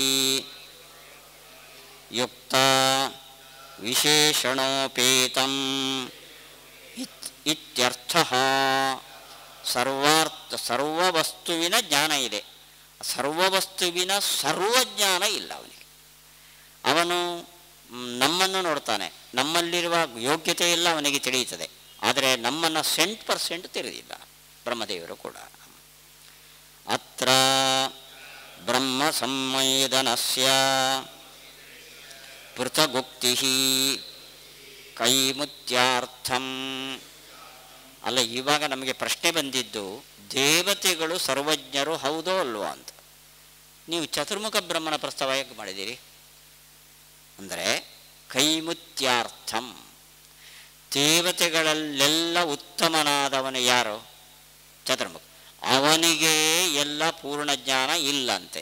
ಅಂದಮೇಲೆ ದೇವತೆಗಳಿಗಿದೆಯಾ? ಈ ಕೈಮುತ್ಯಕ್ಕೋಸ್ಕರ ಚತುರ್ಮುಖನ ಪ್ರಸ್ತಾವ ಮಾಡಿದ್ದೀವಿ. ವಿಷ್ಣು ಸಂವೇದನೋಕ್ತಿಸ್ತು ಸರ್ವ ವಿಷಯತ್ವಸ್ಯ ವಿಷ್ಣುಜ್ಞಾನಲಕ್ಷಣತ್ವೇನ ಇತರೇಷಾಂ ತದಸಂಭಾವಿತಂ ಇತಿ ಸೂಚಯಿತುಂ. ಆಯಿತು, ಚತುರ್ಮುಖನ ಪ್ರಸ್ತಾವ ಮಾಡಿದ್ದು ಕೈಮಿತ್ಯಕ್ಕೋಸ್ಕರ. ವಿಷ್ಣು ಪೂರ್ಣಜ್ಞಾನ ಯಾಕೆ ಹೇಳಿದಿರಿ? ಅನಾವಶ್ಯಕ ಅಲ್ವಾ? ದೇವತೆಗಳಿಗೆ ಸರ್ವಜ್ಞರಲ್ಲ, ಇಷ್ಟೇ ಹೇಳಿ, ಬೇಕಾದ್ದು ಅದು. ಇವಾಗ ಅಂದರೆ ವಿಷ್ಣುವನ್ನು ಯಾಕೆ ಹೇಳಿದ್ದು ಅಂದರೆ, ದೇವತೆಗಳಿಗೂ ಸರ್ವಜ್ಞತ್ವ ಇದ್ದರೆ, ಪರಮಾತ್ಮನಿಗೂ ಸರ್ವಜ್ಞತ್ವ ಇದ್ದರೆ, ದೇವತೆಗಳಿಗೂ ಪರಮಾತ್ಮನಿಗೂ ಏನು ವ್ಯತ್ಯಾಸ? ಅವನ ಲಕ್ಷಣ ಇವರಲ್ಲಿ ಬಂತು. ಆದ್ದರಿಂದ ಸರ್ವಜ್ಞತ್ವ ಪರಮಾತ್ಮನದೇ ಲಕ್ಷಣ, ಆದ್ದರಿಂದ ದೇವತೆಗಳಲ್ಲಿ ಅದು ಇಲ್ಲವೇ ಇಲ್ಲ. ಇದಕ್ಕೋಸ್ಕರ ವಿಷ್ಣುವಿನ ಪ್ರಸ್ತಾಪ ಬಂತು. ಮಿತವಸ್ತುಗತಂ ಪರಮೇಶ್ವರ ಅತಿರಿಕ್ತ ಕತಿಪಯ ಅರ್ಥ ವಿಷಯಂ. ದೇವತೆಗಳಿಗೆ ಭಗವಂತನನ್ನು ಬಿಟ್ಟು ಉಳಿದ ಎಲ್ಲ ವಸ್ತುಗಳು ಚತುರ್ಮುಖನಂತೆ ಕಾಣುತ್ತದೆ ಅಂತ ಹೇಳಲಿಕ್ಕೆ ಬರಲ್ಲ. ಕೆಲವು ವಸ್ತುಗಳು ಅವರಿಗೆ ತಿಳಿಯದೇ ಇರುವಂಥದ್ದು ಇದೆ. ಅಲ್ಲಿಗೆ ಪರಮಾತ್ಮನಿಗೆ ಎಲ್ಲವೂ ಎಲ್ಲ ರೀತಿಯಿಂದಲೂ ಕಾಣಿಸಿದೆ, ಬ್ರಹ್ಮದೇವರಿಗೆ ಎಲ್ಲವೂ ಕಾಣಿಸಿದೆ, ಉಳಿದವರಿಗೆ ದೇವತೆಗಳಿಗೆ ಎಲ್ಲವೂ ಕಾಣಿಸೋದಿಲ್ಲ. ಇದು ವ್ಯತ್ಯಾಸ ಜ್ಞಾನದಲ್ಲಿ. ಏತೇನ ಭಾವಮಿತಿ ಸೂತ್ರಂ ವ್ಯಾಖ್ಯಾತಂ ಭವತಿ. ಭಾವಂತು ಬಾದರಾಯಣೋಸ್ತಿ. ಫಲ ಇದೆ, ಭಾವ ಅಂದರೆ ಫಲ ಇದೆ. ಏನು ಫಲ ಇದೆ ದೇವತೆಗಳಿಗೆ? ಭಗವಂತನ ಪ್ರೀತಿಯಿಂದಾಗಿ ಮೋಕ್ಷದಲ್ಲಿ ಅತಿಶಯ ಜ್ಞಾನ ವೃದ್ಧಿ. ಇದೆರಡು ಭಾವಂ ಅನ್ನೋ ಶಬ್ದದ ಅರ್ಥ. ಅತ್ರ ಚ ಯಾವಸ್ಸೇವಾ ಇತ್ಯಾದಿ ಭಾಷ್ಯೋದಾಹೃತಂ ವಚನಂ ಪ್ರಮಾಣಂ. ಇಲ್ಲಿ ಭಾಷ್ಯದಲ್ಲಿ ಯಾವಸ್ಸೇವಾ ಮನುಷ್ಯ, ದೇವತೆಗಳು ಯಾವರವರು ಎಷ್ಟೆಷ್ಟು ಭಗವಂತನ ಸೇವೆ ಮಾಡ್ತಾರೋ ಅಷ್ಟಷ್ಟು ಜ್ಞಾನ ವೃದ್ಧಿ ಅಂತ ಆಚಾರ್ಯರು ಭಾಷ್ಯದಲ್ಲಿ ಒಂದು ಪ್ರಮಾಣ ವಚನವನ್ನು ಉದಾಹರಿಸಿದ್ದಾರೆ. ಅದರ ಆಧಾರದಲ್ಲಿ ಆಚಾರ್ಯ ಇಲ್ಲಿ ಅನುವ್ಯಾಖ್ಯಾನದಲ್ಲಿ ಹೇಳಿದ್ದಾರೆ. ಸುಮ್ಮನೆ ಆಚಾರ್ಯರೇ ಕಲ್ಪಿಸಿ ಹೇಳಿದ್ದು ಅಂತ ಅನ್ಕೋಬೇಡ್ರಿ ಅಂತ ಟೀಕಾಚಾರ್ಯ ಹೇಳ್ತಾ ಇದ್ದಾರೆ. ನನು ಜೈವಿನಿ ಭಗವನ್ಮತಯೋ ಅವಿರೋಧ ಇತಿ ನಯುಕ್ತಂ ಜೈವಿನಿರ್ಹಿ ಶ್ರುತಫಲಾದಿ ಅತಿರಿಕ್ತಂ ಫಲಾದಿಕಂ ವಿದ್ಯಾನಾಂ ಅಸ್ತೀತಿ ವಾ ಮನ್ಯತೆ ನಾಸ್ತೀತಿ ವಾ. ಜೈಮಿನಿಗಳಿಗೂ ವೇದವ್ಯಾಸರಿಗೂ ಅಭಿಪ್ರಾಯ ಭೇದ ಇಲ್ಲ ಅಂದರೆ ಹೇಗೆ ಅಭಿಪ್ರಾಯದ ಭೇದ ಇಲ್ಲ ಅಂದರೆ, ಆ ವಿದ್ಯೆಗೆ ಏನು ಫಲವನ್ನು ಹೇಳಿದೆಯೋ ಆ ಫಲದಲ್ಲಿ ಫಲದ ಅಪೇಕ್ಷೆಯಿಂದ ದೇವತೆಗಳಿಗೆ ಅಧಿಕಾರ ಇಲ್ಲ. ಇದು ಜೈಮಿನಿಯ ಮತ. ಆ ಫಲ ಬಿಟ್ಟು ಬೇರೆ ಫಲಕ್ಕಾಗಿ ಅಧಿಕಾರ ಇದೆ. ಇದು ಬಾದರಾಯಣರ ಮತ. ಹೀಗೆ ವಿರೋಧವನ್ನು ನೀವು ಪರಿಹಾರ ಮಾಡಿದಿರಿ. ಅಲ್ಲಿ ಹೇಳಿದ ಫಲ ಬಿಟ್ಟು ಬೇರೆ ಫಲವು ಆ ವಿದ್ಯೆಗೆ ಇದೆ ಅನ್ನೋದು ಜೈಮಿನಿಗಳಿಗೆ ಗೊತ್ತೋ ಇಲ್ವೋ ಹೇಳ್ರಿ. ಉದಾಹರಣೆಗೆ ಮಧುವಿದ್ಯೆಯಿಂದ ಸಿಗುವ ಫಲ ವಸುಪದವ ಪ್ರಾಪ್ತಿ ಅಲ್ಲಿ ಹೇಳಿದೆ. ಅದಲ್ಲದೆ ಮೋಕ್ಷದಲ್ಲಿ ಆನಂದ ವಿಶೇಷ ಆಗ್ತದೆ ಅನ್ನೋ ವಿಷಯ ಜೈಮಿನಿಗಳಿಗೆ ಗೊತ್ತೋ ಇಲ್ಲೋ ಹೇಳಿ ಅಂತ. ಎರಡಕ್ಕೂ ಅಟ್ಯಾಕು. ಆದ್ಯೇ ಕಥಂ ಅನಧಿಕಾರಂ ಬ್ರೂಯಾತ್. ಜೈಮಿನಿಗಳಿಗೆ ಆ ಫಲ ಅಲ್ಲದೆ ಮೋಕ್ಷದಲ್ಲಿ ಆನಂದ ವೃದ್ಧಿ ಎಂಬ ಫಲವೂ ಅದಕ್ಕೆ ಇದೆ ಅಂದಮೇಲೆ, ಗೊತ್ತಿದೆ ಅಂದಮೇಲೆ ಆ ವಿದ್ಯೆಯಲ್ಲಿ ಅಧಿಕಾರ ಇಲ್ಲ ಅಂತ ಹೇಗೆ ಹೇಳ್ತಾರೆ? ಆ ಫಲದ ಅಪೇಕ್ಷೆ ಇದೆ ದೇವತೆಗಳಿಗೆ, ಅಧಿಕಾರ ಇಲ್ಲ ಅಂತ ಹೇಗೆ ಹೇಳಿದರು? ಗೊತ್ತಿದೆ ಅಂದರೆ.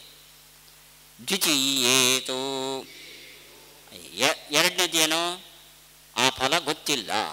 ಅವರು ಇಲ್ಲೆಷ್ಟಿದೆಯೋ ಅಷ್ಟನ್ನು ಮಾತ್ರ, ಪಂಕ್ತಿ ಎಷ್ಟಿದೆಯೋ ಅಷ್ಟು ಮಾತ್ರ ಅರ್ಥ ಮಾಡ್ಕೊಂಡಿದ್ದಾರೆ, ಆಚೀಚೆ ನೋಡಲಿಲ್ಲ ಅವರು. ಹೀಗೆ ಅಂತ ಹೇಳಿದ್ರೆ ಕಥಂ ನ ವಿರೋಧ? ಹಾಗಾದರೆ ವಿರೋಧ ಬಂತು. ಜೈಮಿನಿಗಳಿಗೆ ಬೇರೆ ಫಲ ಇಲ್ಲ, ಇಲ್ಲಿ ಹೇಳಿದಷ್ಟೇ ಫಲ ಅಂತ ತಿಳಿದಿದ್ದಾರೆ. ಬಾದರಾಯಣರು ಬೇರೆ ಫಲವೂ ಇದೆ ಅಂತ ತಿಳಿದಿದ್ದಾರೆ, ಅಲ್ಲಿಗೆ ಶಿಷ್ಯರಿಗೆ ಗೊತ್ತಿಲ್ಲ, ಕುರುಗಳಿಗೆ ಗೊತ್ತಿದೆ, ವಿರೋಧ ಬಂತು. ಇತಿ ಚೇನ್ನ ಭಗವತಃ ಸೂತ್ರಕಾರಸ್ಯ ಅಶೇಷ ವಿಶೇಷಜ್ಞತ್ವೇನ ವಿಶದಂ ವಚನಂ ಜೈಮಿನಿಸ್ತು ಸಾಮಾನ್ಯವೇದಿ ಫಲಾಂತರಾದಿಕಂ ಅಜಾನನ್ ನಿರಾಕುರ್ವನ್ ಯಥಾಶ್ರುತಂ ಅಂಗೀಕೃತ್ಯ ಅನಧಿಕಾರಂ ಉಕ್ತವಾನ್ ಇತ್ಯವಿರೋಧೋಪಪತ್ತೇಃ. ಇವಾಗ ನೋಡ್ರಿ ಹೇಗೆ ವಿರೋಧ ಹೇಳಿದ್ ನೀವು. ಜೈಮಿನಿಗಳಿಗೆ ಈ ವಿದ್ಯೆಗೆ ಬೇರೆ ಫಲ ಇದೆ ಅನ್ನೋದು ಗೊತ್ತಿಲ್ಲ, ವೇದವ್ಯಾಸರಿಗೆ ಗೊತ್ತಿದೆ. ಇದು ವಿರೋಧನ? ನನಗೆ ಸುಧಾದ ಪಂಕ್ತಿ ಗೊತ್ತಿದೆ, ನಿಮಗೆ ಗೊತ್ತಿಲ್ಲ, ನಿಮಗೆ ವಿರೋಧನ? ಇದು ಗೊತ್ತಿರೋದು ಗೊತ್ತಿಲ್ಲದಿರೋ ವಿರೋಧನ ಅಲ್ವಾ?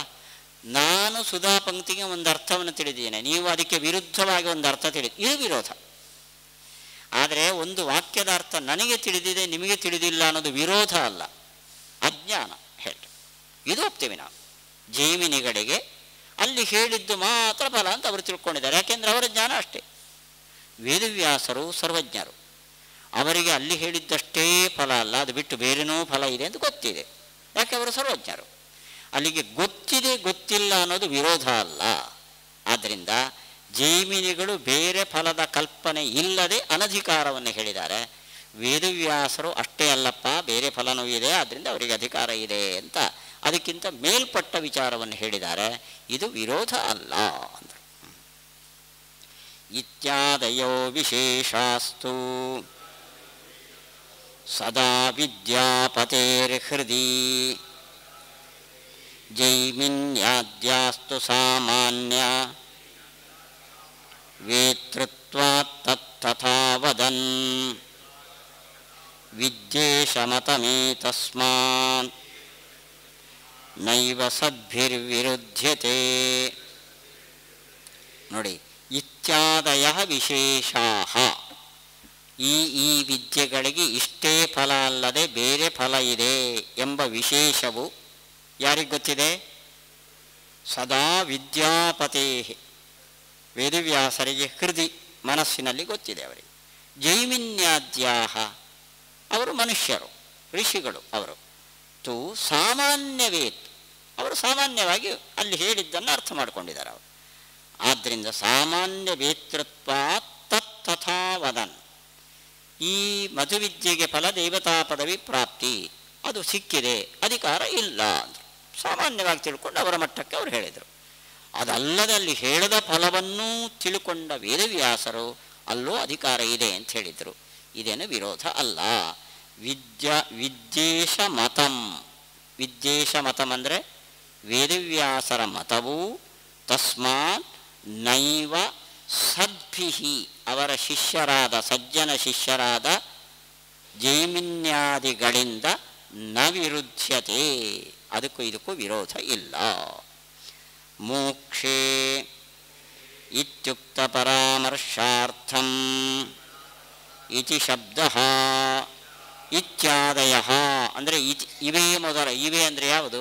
ಹಿಂದೆ ಮೋಕ್ಷ, ಮೋಕ್ಷದಲ್ಲಿ ಅತಿಶಯ, ಮೋಕ್ಷ ವಿಶೇಷ, ಅದನ್ನು ಇತಿ ಶಬ್ದದಿಂದ ಪರಾಮರ್ಶೆ ಮಾಡಿದ್ದಾರೆ ಆಚಾರ್ಯ. ತು ಶಬ್ದ ವಿದ್ಯಾಪತೇಸ್ತು ಇತಿ ಯೋಜ್ಯ, ವಿಶೇಷಾಸ್ತು ಎಂಬಲ್ಲಿರುವ ತುವನ್ನು ತೆಗೆದು ವಿದ್ಯಾಪತೇಸ್ತು ಅಲ್ಲಿ ಹಾಕೊಳ್ಳ್ರಿ. ತರಿ ಹೃದಿ ವರ್ತಂತೆ ವಿಶೇಷಾ ಹೃದಿ, ಕ್ರಿಯಾಪದ ಹೇಳಲಿಲ್ಲ, ವರ್ತಂತೆ ಅವರ ಅಭಿಪ್ರಾಯದಲ್ಲಿ ಇವೆ ಅಂತ ಅರ್ಥ. ತಸ್ಮಾತ್ ಅಸೌ ವಿಶದಂ ಅವಾದೀತ್ ಇತಿ ಶೇಷಃ. ತತ್ ಅಂದರೆ ದೇವತಾನಧಿಕಾರಾದಿಕಂ ತಥೇತಿ ಸಮ್ಮುಗ್ಧಂ ಇತ್ಯರ್ಥಃ. ತಥಾ ವದನ್ ಅಂದರೆ ಸಮ್ಮುಗ್ಧವಾಗಿ ಹೇಳಿದ್ದಾರೆ, ಜ್ಞಾನ ಇಲ್ಲದೇ ಇರುವುದರಿಂದ ಜೈಮಿನಿಗಳು. ಅಸ್ಯಾಪಿ ಉಪಪಾದನಾಯ ನಿತ್ಯಂ ಇತ್ಯಾದಿ ಪೂರ್ವವಾಕ್ಯಂ ಅನುಸಂಧೇಯಂ. ಅಲ್ಲ, ಯಾಕೆ ಅವರು ಪೂರ ತಿಳಿದಿದ್ದಾರೆ, ಇವರು ಅಜ್ಞಾನಿಗಳು ಯಾಕೆ ಅಂದರೆ ಹಿಂದೆ ಹೇಳಿದ್ದೇವೆ, ನಿತ್ಯಂ ವೃದ್ಧಿ ಕ್ಷಯಾಪೇತಂ, ಅವನ ಜ್ಞಾನ ಪೂರ್ಣ, ಇವರ ಜ್ಞಾನ ಅಲ್ಪ. ಅದನ್ನು ಇಲ್ಲೂ ಕಾರಣ ಇಟ್ಕೊಳ್ರಿ. ವಿದ್ಯೇಶೇತಿ ಉಪಸಂಹಾರ, ಕೊನೆ ವಾಕ್ಯ ಈ ಪಾದದ ಉಪಸಂಹಾರ ವಾಕ್ಯ, ವಿಷಯದ ಉಪಸಂಹಾರ ವಾಕ್ಯ. ಅಯಂ ನ್ಯಾಯ ಅನ್ಯತ್ರಾಪಿ ಅನುಸಂಧೇಯಃ ಇತಿ ಜ್ಞಾಪಯಿತುಂ ಇತ್ಯಾದಯಃ ಇತಿ ಜೈಮಿನ್ಯಾದ್ಯಾಃ ಇತಿ ಸದ್ಭಿರಿತಿ ಚ ಉಕ್ತಂ. ಇಲ್ಲಿ ಏನು ಹೇಳಿದೆವೋ ಇನ್ನು ಮುಂದೇನೂ ಕೂಡ ಅನೇಕ ಸೂತ್ರಗಳಲ್ಲಿ ಜೈಮಿನಿ, ಕಾಶಕೃಷ್ಣ, ವ್ಯಾಸರ ಶಿಷ್ಯರದೆಲ್ಲ ಹೆಸರು ಬರ್ತದೆ. ಜೈಮಿನಿಗಳು ಹೀಗಂತಾರೆ, ಕಾಶಕೃಷ್ಣರು ಹೀಗಂತಾರೆ, ಹಾಗಾದರೆ ವೇದವ್ಯಾಸರಿಗೆ ವಿರುದ್ಧ ಮಾತಾಡಿದರೋ ಅಲ್ಲೆಲ್ಲ ಏನು ಪ್ರಶ್ನೆ ಬರುತ್ತೋ ಈ ಪರಿಹಾರವನ್ನೇ ಅಲ್ಲೆಲ್ಲ ಇಟ್ಕೊಳ್ಳಿ. ಶ್ರೀಕೃಷ್ಣ ಅರ್ಪಣಮಸ್ತು. ಇಲ್ಲಿಗೆ ತೃತೀಯ ಪಾದ ಮುಗೀತು. ಗಂಟೆ ಎಷ್ಟಾಯಿತು? 4:15ನಾ? ಇನ್ನೊಂದು ಅರ್ಧ ಗಂಟೆ ಇದೆ.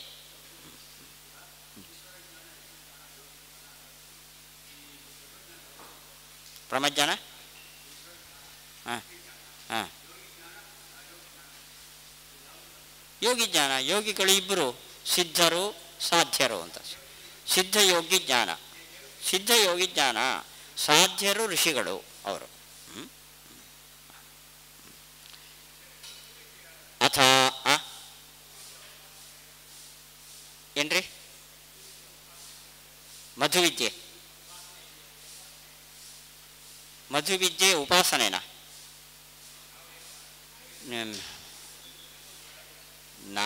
ನಾವೆಲ್ಲ ಮಾಡುವಂಥದ್ದಲ್ಲ, ಅದೆಲ್ಲ ಮಹಾತ್ಮರು ಉಪದೇಶ ಕೊಡಬೇಕು, ಮಾಡಬೇಕು. ಅದು ಯೋಗ್ಯರಾದವರಿಗೆ ಅವರು ಕಾಣಿಸಿಕೊಂಡು ಉಪದೇಶ ಕೊಡ್ತಾರೆ. ಉಪನಿಷತ್ತಿನಲ್ಲಿ ಹೇಳುವ ಅನೇಕ ಉಪಾಸನೆಗಳಿದೆ. ತದೇ ತದ್ವನನ್ನಾಮ ತದ್ವನಮಿತ್ಯುಪಾಸಿತವ್ಯಂ. ದೇವರನ್ನು ತದ್ವನ ಅಂತ ಉಪಾಸನೆ ಮಾಡಿರಿ.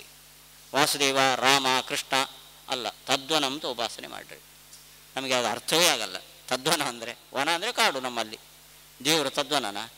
ಇದಕ್ಕೆಲ್ಲ ಗುಹ್ಯಾರ್ಥಗಳಿದೆ. ಅದನ್ನು ಜ್ಞಾನಿಗಳು ನಮಗೆ ಯೋಗ್ಯತೆ ಬಂದಾಗ ಒಂದು ಉಪದೇಶ ಮಾಡ್ತಾರೆ, ಆವಾಗ ಉಪಾಸನೆ. ಹೊರತು ಉಪನಿಷತ್ತಿನ ಉಪಾಸನೆ ಇವತ್ತು ಎಲ್ಲೂ ಉಳಿದಿಲ್ಲ.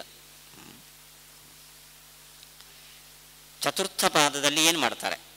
ಯಾವ ಶಬ್ದಗಳನ್ನು ಸಮನ್ವಯ ಮಾಡ್ತಾರೆ? ಅನ್ಯತ್ರೈವ ಪ್ರಸಿದ್ಧವಾದ ಶಬ್ದ. ಅಂದರೆ ಅನ್ಯತ್ರೈವ ಪ್ರಸಿದ್ಧ ಅಂದರೆ ಅದು ವಿಷ್ಣುವಿನಲ್ಲಿ ಸಮನ್ವಯ ಮಾಡುವಂಥದ್ದೇ ಅಲ್ಲ ಅಂತ ಅನ್ನಿಸ್ತದೆ ನೋಡೋಕ್ಕೆ.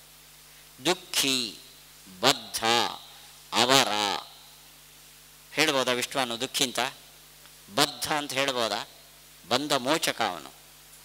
ಅವನನ್ನು ಬದ್ಧ, ದುಃಖಿ ಈ ಶಬ್ದಗಳು ಹೇಳ್ತವೆ ಅವನನ್ನು. ಅಂಥ ಶಬ್ದಗಳ ಸಮನ್ವಯವನ್ನು ಚತುರ್ಥ ಪಾದದಲ್ಲಿ ಮಾಡ್ತಾ ಇದ್ದಾರೆ. ಅನ್ಯತ್ರೈವ ಪ್ರಸಿದ್ಧ ಶಬ್ದ ಸಮನ್ವಯ ಪ್ರತಿಪಾದನಂ ಪಾದಾರ್ಥಃ ಇತಿ ಭಾಷ್ಯಾತ್ ಪರಿಶೇಷಾದ್ವಾ ಸಿದ್ಧಂ. ಭಾಷ್ಯದಿಂದ ಇಲ್ಲಿ ಇಂಥ ಶಬ್ದ ಸಮನ್ವಯ ಮಾಡ್ತಾರೆ ಅಂತ ಗೊತ್ತಾಯಿತು. ಅಷ್ಟೇ ಅಲ್ಲ, ಶಬ್ದ ಇರೋದೇ 4, 3 ಸಮನ್ವಯ ಮಾಡಿ ಆಯಿತು. ಉಳಿದಿದ್ಯಾವುದು? ಅನ್ಯತ್ರೈವ ಪ್ರಸಿದ್ಧ. ಅದನ್ನ ಪರಿಶೇಷತಃ ಅದು ಇಲ್ಲಿ ಸಮನ್ವಯಿತವ್ಯ. ಅನ್ಯತ್ರ ಪ್ರಸಿದ್ಧೇಭ್ಯಃ ಅನ್ಯತ್ರೈವ ಪ್ರಸಿದ್ಧಾನಾಂ ವಿವೇಕಶ್ಚ ಭಾಷ್ಯೇ ಏವ ಉಪಪಾದಿತಃ. ಭಾಷ್ಯದಲ್ಲಿ ಅನ್ಯತ್ರ ಪ್ರಸಿದ್ಧಕ್ಕೂ ಅನ್ಯತ್ರೈವ ಪ್ರಸಿದ್ಧಕ್ಕೂ ವ್ಯತ್ಯಾಸವನ್ನು ಹೇಳಿದ್ದಾರೆ.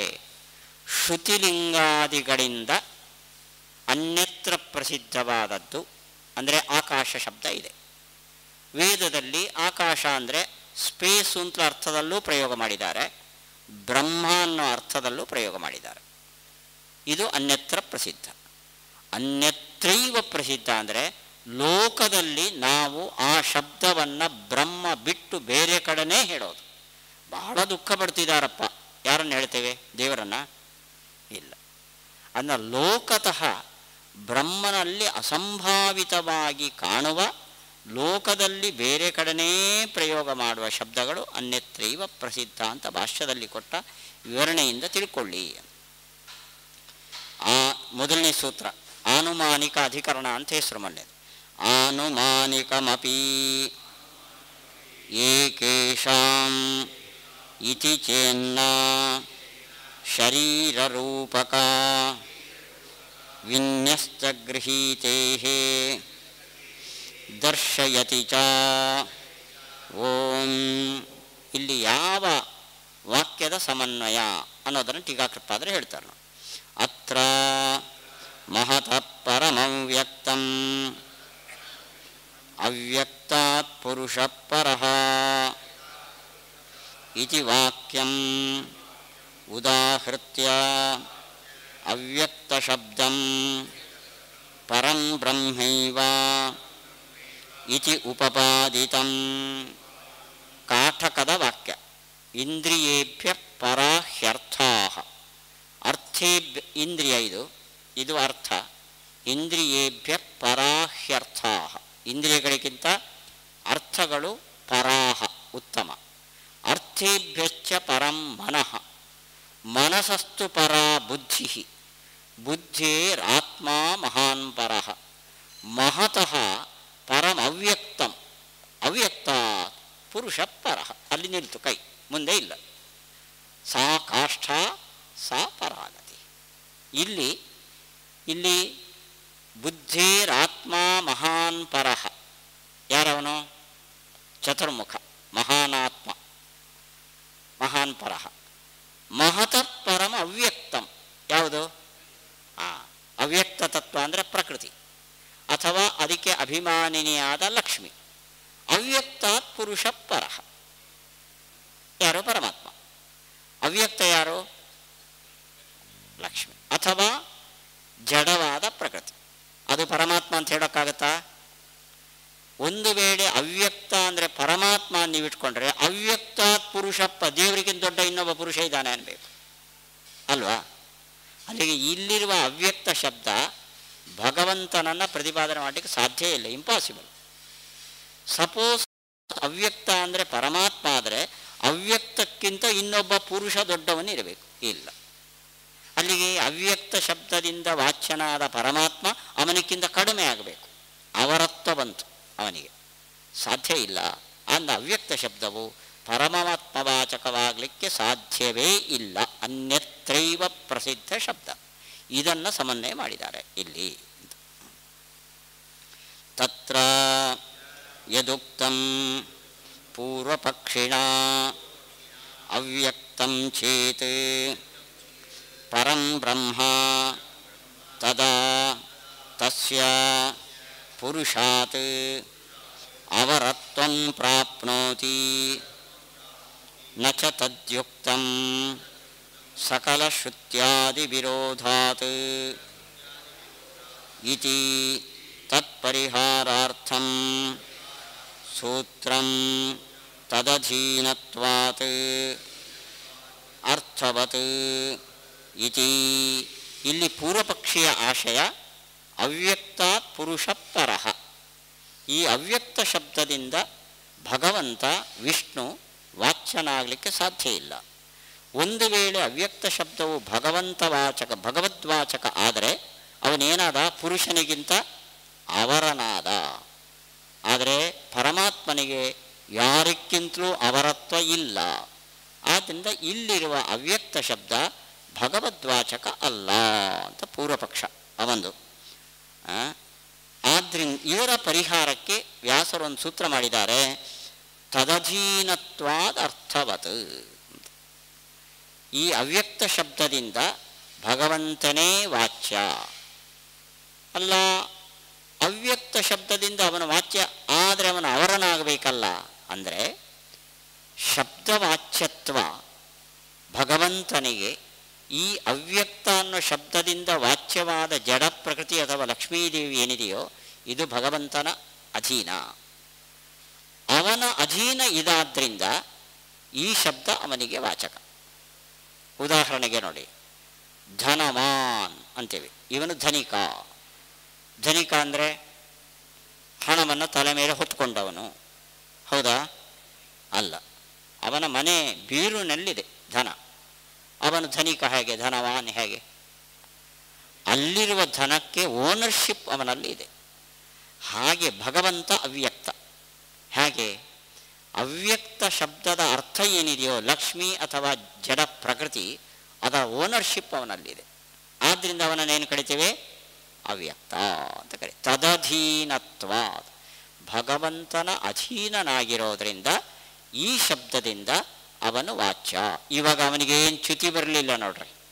ಅವ್ಯಕ್ತ ಶಬ್ದದಿಂದ ವಾಚ್ಯವಾದ ಪ್ರಕೃತಿ, ಜಡ ಚೇತನವಾದ ಲಕ್ಷ್ಮಿ ಅಂತ ಒಪ್ಪಿಕೊಂಡಿದ್ದೇವೆ. ಅವೆರಡೂ ಭಗವಂತನ ಅಧೀನ ಆದ್ದರಿಂದ ಅವ್ಯಕ್ತ ಅಂದರೆ ಪರಮಾತ್ಮನೂ ಆಗ್ತಾನೆ ಅಂತ ನಾವು ಒಪ್ಕೊಂಡಿದ್ದೇವೆ. ಆದ್ದರಿಂದ ಅವರತ್ವ ಬಂದರೂ ಅವರನೂ ಆಗ್ತಾನೆ, ಅವನು ಅವರ ಶಬ್ದವಾಚ್ಯನೂ ಆಗ್ತಾನೆ. ಯಾಕೆ? ಅವರತ್ವಕ್ಕೆ ನಿಯಾಮಕ ಅವನು. ಆದ್ದರಿಂದ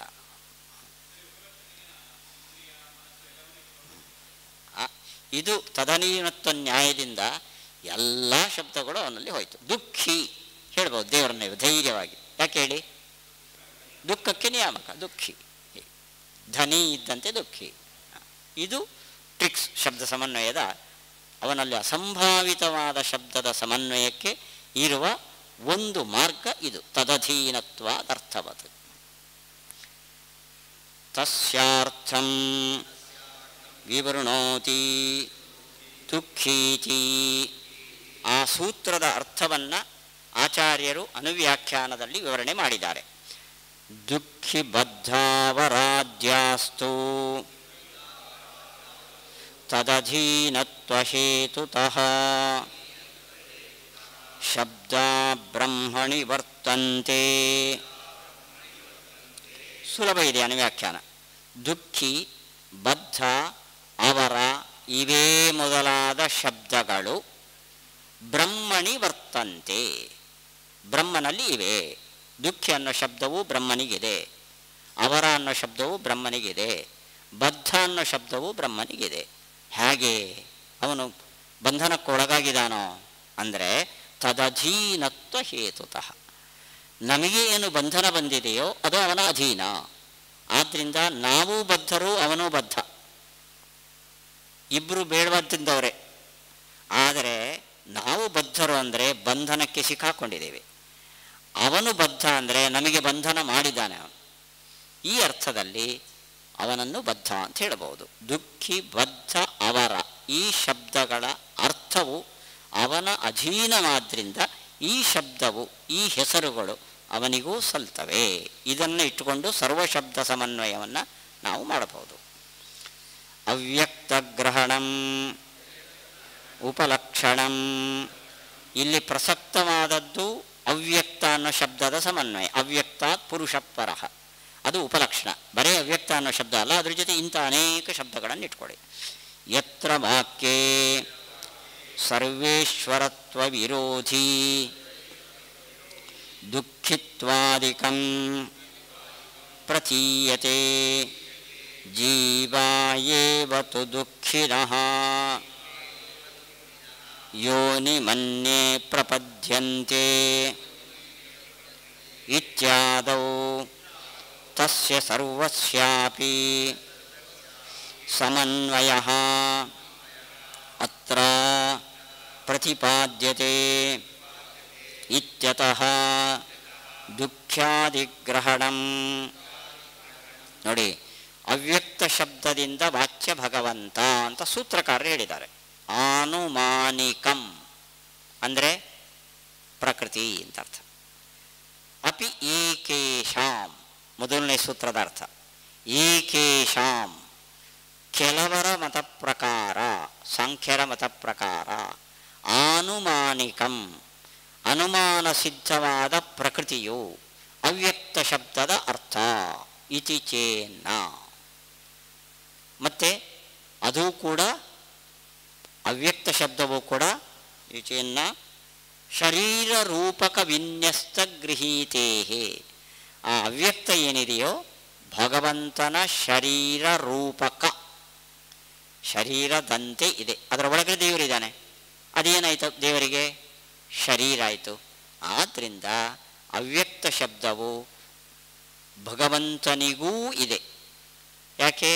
ಅವ್ಯಕ್ತ ಶಬ್ದದ ಅರ್ಥವಾದ ಜಡ ಪ್ರಕೃತಿಯು ಅವನ ಶರೀರದಂತೆ ಇದೆ. ನೋಡಿ, ನನಗೆ ಹರಿಯಾಚಾರು ಅಂತ ನೀವು ಹೆಸರಿಟ್ಟಿದ್ದೀರಿ. ಇದು ಯಾರಿಗೆ? ನನಗೋ ಇದಕ್ಕೋ? ಯಾವುದಕ್ಕೆ ಹೇಳಿ? ದೇಹಕ್ಕೆ. ಇದರಿಂದ ಹಕ್ಕಿ ಹಾರಿ ಹೋಯಿತು ಅಂದರೆ ಅದಕ್ಕೆ ಏನೋ ಬೇರೆ ಹೆಸರು ಇಡ್ತೀರಿ, ಭಯಾನಕ ಹೆಸರು. ಅಲ್ಲಿಗೆ ದೇಹಕ್ಕೆ ಇಟ್ಟ ಹೆಸರು ಹರಿಯಾಚಾರ್ಯ ಬರ್ರಿ ಅಂತೀರಿ. ದೇಹ ಬರ್ರ್ಯಾ? ಆತ್ಮ. ದೇಹದ ಹೆಸರು ಆತ್ಮನಿಗೂ ಸೇರುತ್ತೆ. ಅವ್ಯಕ್ತ ಅನ್ನೋ ಹೆಸರು ಯಾವುದಕ್ಕಿದೆ? ಪ್ರಕೃತಿಗೆ. ಅದು ದೇವರ ದೇಹ. ಆದ್ದರಿಂದ ಯಾರಿಗೆ ಹೋಗುತ್ತೆ ಅದು? ಆತ್ಮನಿಗೂ ಹೋಗುತ್ತೆ. ಶರೀರ ರೂಪಕ ವಿನ್ಯಸ್ತ, ಅಲ್ಲಿ ಇರುವ ಗೃಹೀತೇಹಿ, ಪರಮಾತ್ಮನನ್ನು ಅವ್ಯಕ್ತ ಶಬ್ದದಿಂದ ನಾವು ಉಪನಿಷತ್ತು ತಗೊಂಡಿದೆ. ಇದು ಆ ಸೂತ್ರದ ಅರ್ಥ. ಇನ್ನೊಂದು ಅರ್ಥ, ಅದರ ಒಳಗಡೆ ಅವನಿರೋದರಿಂದ ಆ ಶಬ್ದವಾಚ್ಯ ಅವನು. ಇದು ಜನರಲ್ ರೂಲ್ಸ್. ಇನ್ನೊಂದು ತದಧೀನತ್ವಾದ ಅರ್ಥವತ್, ಆ ಅವ್ಯಕ್ತವು ಅವನ ಅಧೀನವಾದ್ದರಿಂದ ಅವ್ಯಕ್ತ ಅನ್ನೋ ಹೆಸರು ಅವನಿಗೂ ಇದೆ. ಹೀಗೆ ಅವ್ಯಕ್ತ ಶಬ್ದವನ್ನು ಸಮನ್ವಯ ಮಾಡುವ ಮೂಲಕ ಯಾವ ವಾಕ್ಯವನ್ನು ಭಗವಂತನ ಕಡೆಗೆ ತಗೊಂಡೋದು ನಾವು? ಅವ್ಯಕ್ತಾತ್ ಪುರುಷಪರಃ ಎಂಬ ವಾಕ್ಯದಿಂದ ಭಗವಂತನೇ ಪ್ರತಿಪಾದ್ಯ. ಇದರಂತೆ ಇದು ಒಂದೇ ವಾಕ್ಯ ಅಲ್ಲ, ಒಂದು ಅಧಿಕರಣಕ್ಕೆ ಒಂದೇ ವಾಕ್ಯ ಸಮನ್ವಯಕ್ಕೆ ವಿಷಯ ಅಲ್ಲ. ಮತ್ತೆ ನೋಡಿ, ಜೀವಾಯೇವ ತು ದುಃಖಿನಃ ಅಂತಿದೆ. ಇದು ಉಪನಿಷತ್ತಿನ ವಾಕ್ಯ. ಜೀವರು ಮಾತ್ರ ದುಃಖಿಗಳು ಅಂತ. ಇದು ಯಾರ ಬಗ್ಗೆ ಇದೆ ಹೇಳಿ? ಜೀವರ ಬಗ್ಗೆ ಇದೆ. ಜೀವರ ಬಗ್ಗೆ ಈ ವಾಕ್ಯ ಇದ್ದರೆ ವೇದದಲ್ಲಿ ಸರ್ವತ್ರ ಗೀಯತೆ ಹೋಯ್ತಲ್ಲ. ಇದು ಜೀವನನ್ನು ಮಾತ್ರ ಹೇಳ್ತದೆ, ದೇವರನ್ನು ಹೇಳಲ್ಲ. ಸರ್ವ ವೇದ ಪ್ರತಿಪಾದ್ಯತ ಹೋಯ್ತು. ಅಂದರೆ ಜೀವ ಏವತ್ತು ದುಃಖಿನಃ ಅಂದರೆ ಜೀವ ಅಂದರೆ ಪರಮಾತ್ಮ, ದುಃಖಿನಃ ದುಃಖಿಯಾಗೆ. ನೋಡಿ, ಅವ್ಯಕ್ತ ಶಬ್ದದ ಪ್ರಾಬ್ಲಮ್ ಇಲ್ಲಿ ಬಂತು. ಅದಕ್ಕೆ ದುಃಖಿ ಅನ್ನೋ ಶಬ್ದವು ಪರಮಾತ್ಮನಲ್ಲಿ ಇದೆ ಅಂತ ಆಚಾರ್ಯರು ಬರೇ ಅವ್ಯಕ್ತ ಶಬ್ದವನ್ನು ತಗೊಳ್ಳದೆ ದುಃಖಿ ಅನ್ನೋ ಶಬ್ದವನ್ನು ತಗೊಳ್ಳಿದ್ದಾರೆ. ನೋಡಿ, ಯೋನಿ ಮನ್ಯೇ ಪ್ರಪದ್ಯಂತೆ ಶರೀರತ್ವಾಯ ದೇಹಿನಃ. ಕಾಠಕ.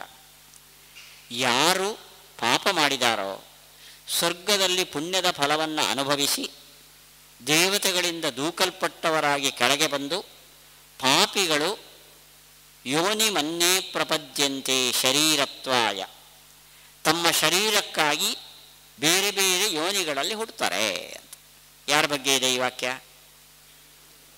ಇದೇ ಬಂಧ. ಅಂದರೆ ಶರೀರವನ್ನು ಹೊಂದೋದೇ ಬಂಧ. ಈ ಬಂಧ ಯಾರಿಗಿರೋದು? ಜೀವರಿಗೆ. ಹಾಗಾದರೆ ಯೋನಿ ಮನ್ಯೇ ಪ್ರಪದ್ಯಂತೆ ಅನ್ನೋ ಉಪನಿಷತ್ತು ಯಾರನ್ನು ಹೇಳ್ತಾ ಇದೆ? ಜೀವನನ್ನು. ಹಾಗಾದರೆ ವಿಷ್ಣು ಸರ್ವತ್ರ ಗೀಯತೆ ಹೋಯಿತು. ಅದಕ್ಕೆ ಈ ವಾಕ್ಯವನ್ನು ಪರಮಾತ್ಮನಲ್ಲಿ ಹೇಳಬೇಕು. ಹೇಳಬೇಕಾದರೆ ಅವನಿಗೂ ಬಂಧನ ಇದೆ ಅಂತ ಹೇಳಬೇಕು. ಅವನಿಗೆ ಬಂಧನ ಇದೆ ಅಂದರೆ ಬದ್ಧ ಅಂತ ಆಗಬೇಕು. ಹೌದು ಅಂತ ಅವನು ಬದ್ಧ. ಹೇಗೆ? ಕೈಕಾಲು ಕಟ್ಟು ಹಾಕ್ಕೊಂಡಿರೋ ಬದ್ಧ ಅಲ್ಲ, ಮತ್ತು ಬದ್ಧರಿಗೆ ನಿಯಾಮಕ ಬದ್ಧ. ಹೀಗೆ ದುಃಖಿ, ಬದ್ಧ, ಅವರ, ಅವ್ಯಕ್ತ ಎಲ್ಲ ಶಬ್ದಗಳು ಈ ಅಧಿಕರಣದಲ್ಲಿ ಸಮನ್ವೇತವ್ಯಗಳಾಗಿವೆ. ಯಾಕೆಂದರೆ ಆ ಶಬ್ದ ಘಟಿತವಾದ ಉಪನಿಷತ್ ವಾಕ್ಯವನ್ನು ಭಗವಂತನಲ್ಲಿ ಚಾಳಿಗೋಸ್ಕರ ಸಮನ್ವಯ ಮಾಡಿದ್ದಲ್ಲ. ಇದು ಒಂದು ಶಬ್ದವನ್ನು ಸಮನ್ವಯ ಮಾಡಿದ್ರಿಂದ ಆ ಶಬ್ದ ಉಳ್ಳ ಒಂದು ವಾಕ್ಯ ಭಗವತ್ಪರ ಆಗ್ತದೆ. ಅದಕ್ಕೋಸ್ಕರ ಅಂಥ ಎಲ್ಲ ಶಬ್ದಗಳು, ಕ್ರಿಟಿಕಲ್ ನೇಮ್ಸ್ ಏನಿದೆಯೋ ಅವೆಲ್ಲವೂ ಕೂಡ ಇಲ್ಲಿ ವಿವಕ್ಷಿತ ಅನ್ನೋದಕ್ಕೋಸ್ಕರ ಆಚಾರ್ಯರು 2-3 ಶಬ್ದಗಳನ್ನು ತಗೊಂಡಿದ್ದಾರೆ.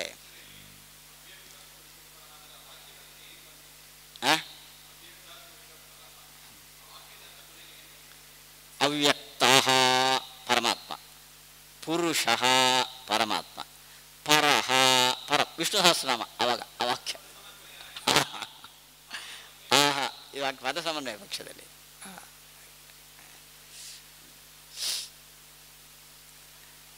ನ ಅವ್ಯಕ್ತಾದಿ ಶಬ್ದಾನಾಂ ಬ್ರಹ್ಮಪರತ್ವೇಪಿ ಅವರತ್ವಾದಿ ಪ್ರಾಪ್ತ್ಯ ಸರ್ವಮಾನವಿರೋಧಃ ಅಸ್ತಿ ಯತಃ ಸ್ವಸ್ಮಿನ್ ಅವರತ್ವಾದಿ ಅಭಾವೇಪಿ ತದ್ವತಾಂ ಪ್ರಧಾನಾದೀನಾಂ ಬ್ರಹ್ಮಾಧೀನತ್ವೇನ ಹೇತುನಾ ದುಃಖೀ ಬದ್ಧಃ ಅವರಃ ಇತ್ಯಾದ್ಯಾ ಅಪಿ ಶಬ್ದಾಃ ಬ್ರಹ್ಮಣಿ ವರ್ತಂತೆ ಇತಿ ಅಂಗೀಕೃತಂ. ಅವ್ಯಕ್ತಾತ್ ಪುರುಷಪರಃ ಎಂಬಲ್ಲಿ ಅವ್ಯಕ್ತ ಶಬ್ದವು ಪರಮಾತ್ಮವಾಚಕ ಅಂತ ತಗೊಂಡ್ರೆ ಅವನು ಪುರುಷನಿಗಿಂತ ಅವರನಾದ. ಇದು ನಿಮ್ಮ ಪ್ರಾಬ್ಲಮ್. ಈ ಅವರತ್ವ ಇಷ್ಟ ನಮಗೆ. ಹೇಗೆ ಅವರತ್ವ ಇಷ್ಟ? ಅವನು ಸ್ವಯಂ ಅವರನಾಗದಿದ್ದರೂ ಅವರರಿಗೆ ನಿಯಾಮಕನಾದ್ದರಿಂದ ಅವನು ಕೂಡ ಅವರ. ಆದ್ದರಿಂದ ಅವ್ಯಕ್ತ ಶಬ್ದ ಸಮನ್ವಯಕ್ಕೆ ನಿಮಗೇನು ಸಮಸ್ಯೆ ಇದೆಯೋ ಅದು ಪರಿಹಾರ ಆಯಿತು ಅಂತ ಈ ವಾಕ್ಯದ ಅರ್ಥ. ಏತದುಕ್ತಂ ಭವತಿ ದುಃಖ್ಯಾದಿ ಶಬ್ದಬಲಾದೇವ ಹಿ ದುಃಖಿತ್ವಾದಿ ಪ್ರಾಪ್ತಿ ತತಶ್ಚ ಪ್ರಮಾಣ ವಿರೋಧಃ ವಾಚ್ಯಃ. ದುಃಖಿ ಅನ್ನೋ ಶಬ್ದವು ಪರಮಾತ್ಮವಾಚಕ ಅಂತ ಒಪ್ಪಿದ್ರೆ ಪ್ರಮಾಣ ವಿರೋಧ. ಯಾಕೆ? ದುಃಖಿ ಅನ್ನೋ ಶಬ್ದಕ್ಕೆ ದುಃಖವುಳ್ಳವನು ಅಂತ ಅರ್ಥ. ಪರಮಾತ್ಮನಲ್ಲಿ ದುಃಖ ಇದೆ ಅನ್ನೋದಕ್ಕೆ ಪ್ರಮಾಣದ ವಿರೋಧ ಬರ್ತದೆ. ಈ ಅರ್ಥ ಮಾಡಿದರೆ ಪ್ರಮಾಣ ವಿರೋಧ ಹೌದು. ಆದರೆ ನಚ ದುಃಖ್ಯಾದಿ ಶಬ್ದ ನಿಯಮೇನ ದುಃಖಾದಿ ಸಮವಾಯಸ್ಯ ವಾಚಕಃ. ದುಃಖಿ ಶಬ್ದಕ್ಕೆ ದುಃಖವುಳ್ಳವನು ಇಷ್ಟೇ ಅರ್ಥ ಅಲ್ಲ. ಇದಕ್ಕೆ ಮಾತ್ರ ವಾಚಕ ಅಲ್ಲ, ಇದನ್ನು ಹೇಳ್ತದೆ. ಇದು ಮಾತ್ರ ಅದರ ಅರ್ಥ ಅಲ್ಲ. ಕಿಂತು ತತ್ ಅಸ್ಯ ಅಸ್ತಿ ಇತಿ ತತ್ಸಂಬಂಧ ಮಾತ್ರಶ್ಚ. ನೋಡಿ, ಶಬ್ದದ ನೇಚರ್ ತಗೊಳ್ಳಿ. ದುಃಖಿ, ದುಃಖ ಅನ್ನೋದೊಂದು ಮೂಲ ಶಬ್ದ. ಈ ಅನ್ನೋದು ಪ್ರತ್ಯಯ. ಯಾವ ಅರ್ಥದಲ್ಲಿ ಬಂದಿದೆ? ಇನಿ ಪ್ರತ್ಯಯ ಅಂತ ಕರೀತಾರೆ. ದುಃಖ ಅಕಾರ ಅಂತ ಶಬ್ದ. ದುಃಖಿ, ದುಃಖಿನ್ ನಕಾರ ಅಂತ ಶಬ್ದ. ಅಕಾರ ಅಂತ ಶಬ್ದಕ್ಕೆ ಇನಿ ಪ್ರತ್ಯಯ ಬಂದು ದುಃಖಿನ್ ಅಂತಾಗಿದೆ. ಆ ಇನಿ ಪ್ರತ್ಯಯ ಯಾವ ಅರ್ಥದಲ್ಲಿ ಬರ್ತದೆ? ಪಾಣಿನಿಯ ವ್ಯಾಕರಣ ಹೇಳುತ್ತದೆ ತತ್ ಅಸ್ಯ ಅಸ್ತಿ, ಅದು ಇವನಿಗೆ ಇದೆ ಅನ್ನೋ ಅರ್ಥವನ್ನು ಇನಿ ಪ್ರತ್ಯಯ ಹೇಳುತ್ತದೆ. ಆದರೆ ದುಃಖಿ ಅಂದರೆ ಏನರ್ಥ? ಅದು ಅದು ಅದು ಅಂದರೆ ಅದರ ಸಂಬಂಧ ಇವನಿಗೆ ಇದೆ. ದುಃಖದ ಸಂಬಂಧ ಯಾರಿಗಿದೆಯೋ ಅವರಿಗೆಲ್ಲ ದುಃಖಿ ಅಂತ ಕರಿತೇವೆ. ದುಃಖದ ಸಂಬಂಧ ಯಾರಿಗಿದೆ ಹೇಳಿ? ನಮಗಿದೆ, ದೇವರಿಗುಂಟೋ ಇಲ್ಲೋ? ಇದೆ. ಅವನು ಓನರು, ನಾವು ಪಡ್ಕೊಂಡವರು. ಅಲ್ಲಿಗೆ ದುಃಖದ ಸಂಬಂಧ ಇಬ್ಬರಿಗೂ ಕಾಮನ್ ಅಲ್ವಾ? ಆದ್ದರಿಂದ ದುಃಖಿ ಅಂದರೆ ಆ ಶಬ್ದ ಏನು ಹೇಳುತ್ತೆ ಅಂದರೆ ದುಃಖದ ಅಧಿಕರಣ ಅಂತ ಅಷ್ಟೇ ಹೇಳೋದಿಲ್ಲ, ದುಃಖದ ಸಂಬಂಧ ಇರೋರು. ಅದರ ಸಂಬಂಧ ನಮಗೂ ಇದೆ, ದೇವರಿಗೂ ಇದೆ. ದುಃಖದ ಸಂಬಂಧ ದೇವರಿಗೆ ಹೌದ್ರಿ, ಕೊಡೋನವನು. ಅಲ್ಲಿಗೆ ದುಃಖದ ಒಂದು ರಿಲೇಷನ್ ಅದು ಇಂಥದ್ದೇ ಅಂತ ನಾವು ಹೇಳೋದಿಲ್ಲ. ದುಃಖದ ಒಂದು ರಿಲೇಷನ್ಶಿಪ್ ದೇವರಿಗೂ ಇದೆ, ನಿಮಗೂ ಇದೆ ಅಂದಮೇಲೆ ನಿಮ್ಮನ್ನು ದುಃಖಿ ಅಂತ ಕರೆಯೋದಾದರೆ ಅವನನ್ನು ಯಾಕೆ ದುಃಖಿ ಅಂತ ಕರಿಬಾರ್ದು? ಅಷ್ಟೇ. ಆ ತಾಕತ್ತು ಬೇಕು ನಮಗೆ ಮಾತ್ರ. ದುಃಖಿ ಅಂದ ನಮ್ಗೆ ಬರೋದೇ ದೇವರಿಗೆ ದುಃಖ ಇದೆಯಾ ಅಂತಲೇ, ಆಯಿತಾ? ಅದಕ್ಕೋಸ್ಕರ ಇಂತಹ ಶಬ್ದಗಳ ಉಪಾಸನೆಗೆ ನಾವು ಅಧಿಕಾರಿಗಳಲ್ಲ ಅಂತಾರೆ. ನೀವು ಇನ್ನು ಗಾಯತ್ರಿ ಮಾಡುವಾಗ ದುಃಖಿ ದುಃಖಿ ಅಂತ ಅನುಸಂಧಾನ ಮಾಡಬೇಡ್ರಿ, ಅದಕ್ಕೆ ಅಧಿಕಾರ ಇಲ್ಲ ನಮಗೆ.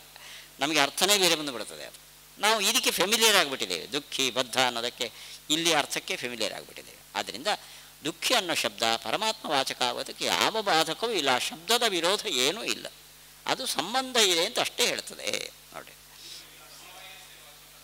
ಅದೇ ಅದು ಫಿಲಾಸಫಿ ಅದು ನೈಯಾಯಿಕರ ಫಿಲಾಸಫಿ. ದುಃಖದ ಸಮವಾಯ ಎಲ್ಲಿದೆ? ಆತ್ಮನಿಗೆ. ಬಿಳಿ ಬಣ್ಣಕ್ಕೂ ಬಟ್ಟೆಗೂ ಏನು ಸಂಬಂಧ? ಆತ್ಮನಿಗೆ ದುಃಖಕ್ಕೂ ಏನು ಸಂಬಂಧ? ಸಮವಾಯ. ಅಲ್ಲಿಗೆ ದುಃಖಿ ಅಂದರೆ ದುಃಖದ ಸಮವಾಯ ಎಂಬ ಸಂಬಂಧವುಳ್ಳವನು. ಅರ್ಥನಾ? ದುಃಖದ ಸಂಬಂಧವುಳ್ಳವನು. ಸಮವಾಯ ಅಂತ ಸ್ಪೆಸಿಫಿಕ್ ಆಗಿ ಹೇಳಲಿಲ್ಲ ಅಲ್ಲಿ. ತತ್ ಅಸ್ಯ ಅಸ್ತಿ ಅಷ್ಟೇ. ಅಲ್ಲಿಗೆ ಸಮವಾಯನೇ ಒನ್ ಆಫ್ ದೆಮ್ ಸಮವಾಯ ಅಷ್ಟೆ. ಅದರ ಸಂಯೋಗನೂ ಆಗ್ಬೋದು, ಸಮವಾಯನೂ ಆಗ್ಬೋದು, ಓನರ್ಶಿಪ್ಪು ಆಗ್ಬೋದು. ನೋಡಿ, ಓನರ್ಶಿಪ್ಪನ್ನು ಸಂಬಂಧ ತೊಗೊಂಡಿದ್ದೀರಿ ನೀವು. ಧನಿ, ಧನದ ಸಂಯೋಗ ಇರುವವನು ಧನಿ, ಹೌದಾ? ಕ್ಯಾಶಿಯರು ದಿನಕ್ಕೆ ಕೋಟಿಗಟ್ಟಲೆ ಎಣಿಸ್ತಾನೆ, ಧನಿಯ. ನೋಡಿ, ಸಂಬಂಧ ಇದ್ದ ಕೂಡಲೇ ಧನಿ ಆಗಬೇಕಾಗಿಲ್ಲ, ಓನರ್ಶಿಪ್ ಇದ್ದರೆ ಧನಿ. ಹಾಗಾದ್ರೆ ಅಲ್ಲಿ ಓನರ್ಶಿಪ್ಪನ್ನು ಒಪ್ಕೊಂಡಿದ್ದೀರಿ ಅಂದಮೇಲೆ ದುಃಖಿ ಅನ್ನೋಲ್ಲಿ ಓನರ್ಶಿಪ್ ಯಾಕೆ ಒಪ್ಪಬಾರ್ದು? ಆದ್ದರಿಂದ ದುಃಖಿ ಅನ್ನೋ ಶಬ್ದ ನಿಮಗೆ ಯಾವ ತೊಂದರೆಯೂ ಕೊಡೋದಿಲ್ಲ. ದುಃಖದ ಸಂಬಂಧ ಇರುವವರೆಲ್ಲ ದುಃಖಿಗಳು ಅಂತ ಹೇಳೋದಕ್ಕೆ ಪರ್ಮಿಷನ್ ಇದೆ ಅದರದ್ದು.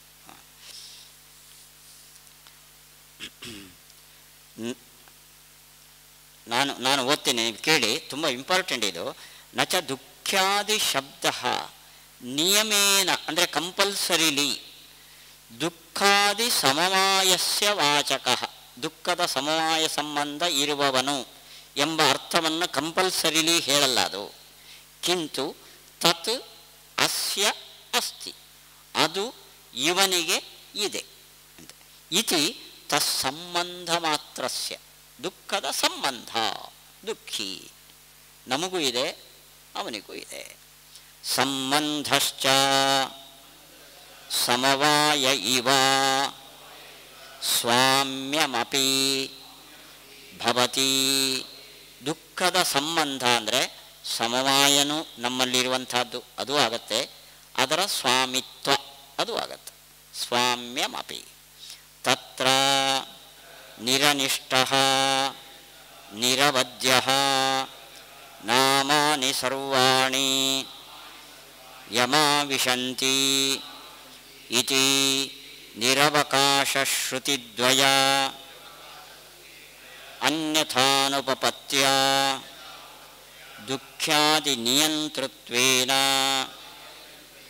ದುಃಖ್ಯಾದಿ ಶಬ್ದ ಪ್ರವೃತ್ತಿ ಇತ್ಯಂಗೀಕಾರೇ ಕಾನುಪಪತ್ತಿ. ಅಲ್ಲಿಗೆ ದುಃಖಿ ಅನ್ನೋ ಶಬ್ದ ದುಃಖದ ಸಂಬಂಧವುಳ್ಳವನು. ಸಂಬಂಧ ಎರಡು, ಒಂದು ಸಮವಾಯ, ಒಂದು ಸ್ವಾಮಿತ್ವ. ಇದನ್ನು ಸ್ವಾಮಿತ್ವ ಅಲ್ಲಿ ಇಡ್ತೀರಿ, ಸಮವಾಯ ಇಲ್ಲಿ ತರ್ತೀರಿ, ಉಲ್ಟ ಮಲ್ಟ ಮಾಡ್ರಿ. ಸ್ವಾಮಿತ್ವ ಇಲ್ಲಿ, ದುಃಖದ ಸಮವಾಯ ಅಲ್ಲಿ ಮಾಡ್ರಿ, ಶ್ರುತಿ ವಿರೋಧ ಬರ್ತದೆ. ನಿರನಿಷ್ಠ ನಿರವದ್ಯ, ಅಲ್ಲಿ ದುಃಖ ಅನಿಷ್ಟ ಇಲ್ಲ, ಅನಿಷ್ಟ ಅನಿಷ್ಟ ಇಲ್ಲ. ಅಲ್ಲಿಗೆ ದುಃಖದ ಸಮವಾಯ ಅಲ್ಲಿಲ್ಲ. ಅಲ್ಲೇನು ಹೇಳಬೇಕಾಗಾದ್ರೆ ಸ್ವಾಮಿತ್ವ ಹೇಳಬೇಕು. ಅಲ್ಲ, ಇಷ್ಟೆಲ್ಲ ಕಷ್ಟಪಟ್ಕೊಂಡು ಯಾರಿಗೂ ಬರದ ಐಡಿಯಾವನ್ನು ಕಲ್ಪಿಸಿಕೊಂಡು ದುಃಖಿ ಅನ್ನೋ ಶಬ್ದವನ್ನು ಯಾಕ್ರಿ ಅವನಿಗೆ ಗಂಟ್ಲಿ ಕಟ್ತೀರಿ ನೀವು? ನಾನು ಕಟ್ಟಿದ್ದಲ್ಲ, ವೇದ ಹೇಳಿದೆ ಅಂತಾರೆ. ಏನು?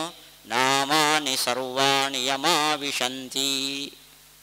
ಸರ್ವ ವೈದಿಕ ನಾಮಗಳು ಭಗವಂತನಿಗೆ ಇದೆ. ನಾನು ಹೇಳಿದ್ದಲ್ಲ, ವೇದ ಹೇಳಿದೆ. ಅಂದಮೇಲೆ ದುಃಖಿ ಅನ್ನೋ ಶಬ್ದವೂ ಒಂದು ವೈದಿಕ ನಾಮ. ಜೀವ ಏವತ್ತು ದುಃಖಿನಃ. ಅದನ್ನು ಕಟ್ಟಬೇಕಲ್ಲ ಅವನು ಕೊರಳಿಗೆ. ಹೇಗೆ ಕಟ್ಟಬೇಕು ಹೇಳಿ? ಸ್ವಾಮಿತ್ವ ಇಟ್ಕೊಂಡೇ ಕಟ್ಟಬೇಕು. ಅಲ್ಲಿಗೆ ದುಃಖಿ ಅಂದರೆ ಅವನಲ್ಲಿ ಸ್ವಾಮಿತ್ವ, ನಮ್ಮಲ್ಲಿ ಸಮವಾಯ. ಇದನ್ನು ಹೇಳೋದು ಅನಿವಾರ್ಯ. ಎರಡು ಶ್ರುತಿಗಳು ಆಧಾರ ಸರ್ವಶಬ್ದ ಸಮನ್ವಯಕ್ಕೆ. ನಾಮಾನಿ ಸರ್ವಾಣಿ ಯಮಾವಿಶಂತಿ ನಿರನಿಷ್ಠೋ ನಿರವಧ್ಯ. ದೋಷವಾಚಕವಾದ ಶಬ್ದಗಳು ಭಗವದ್ವಾಚಕ. ಯಾಕೆ ಡಿಸಿಷನ್ ತಗೋತೀರಿ? ನಾನು ತಗೊಂಡಿದ್ದಲ್ಲ, ಶ್ರುತಿ ಹೇಳಿದೆ. ದುಃಖಿ ಅಂದರೆ ದುಃಖ ಉಳ್ಳವನು ಸಮವಾಯ ಸಂಬಂಧೇನ ಅಂತ ಯಾಕೆ ಹೇಳಬಾರದು? ನಿರನಿಷ್ಠ. ಅಲ್ಲಿಗೆ ಅವನಿಗೆ ತೊಂದರೆನೂ ಬರಬಾರ್ದು, ಅನಿಷ್ಟ ಬರಬಾರ್ದು, ನಾಮವಾಚ್ಯತ್ವನೂ ಬರಬೇಕು. ಅಂದರೆ ಇರೋದು ಒಂದೇ ರೂಟ್. ಏನದು? ಸ್ವಾಮಿತ್ವ.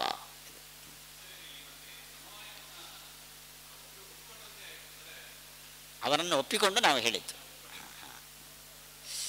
ಅದಕ್ಕೊಂದು ಕಾರಣ ಇದೆ, ಅದು ಹೇಳಿದ ತುಂಬ ಹೊತ್ತಿದೆ. ಆ ಸಮಯದ ನಮ್ಮಲ್ಲೂ ಕೂಡ ದುಃಖ ಇಲ್ಲ, ದುಃಖದ ಸ್ವಾಮಿತ್ವನೇ ಇರೋದು ನಮಗೆ. ನಮ್ಮಲ್ಲಿ ದುಃಖದ ಸಮವಾಯ ಉಂಟಾ ಹೇಳಿ? ನಾನು ತುಂಬ ಸತಿ ಹೇಳಿದೆ, ಇಲ್ಲಿ ದುಃಖ ಅನ್ನೋದು ಯಾರ ಪ್ರಾಪರ್ಟಿ? ಅಲ್ಲಿಗೆ ಸಮವಾಯ ಎಲ್ಲಿರೋದು? ಮನಸ್ಸಿನಲ್ಲಿ. ನಮ್ಮಲ್ಲಿ ಇಲ್ಲ, ಸ್ವಾಮಿತ್ವನೇ ಇರೋದು. ಆಯಿತಾ? ಅಲ್ಲಿರುವ ಧರ್ಮಕ್ಕೆ ನಾವು ಸ್ವಾಮಿಗಳು.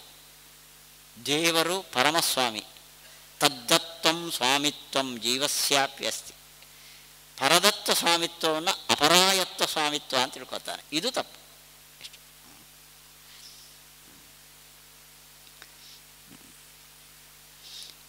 ಭವತ್ವೇವಂ ತದ್ಧಿತಾಂತೇಷು ಗತಿಃ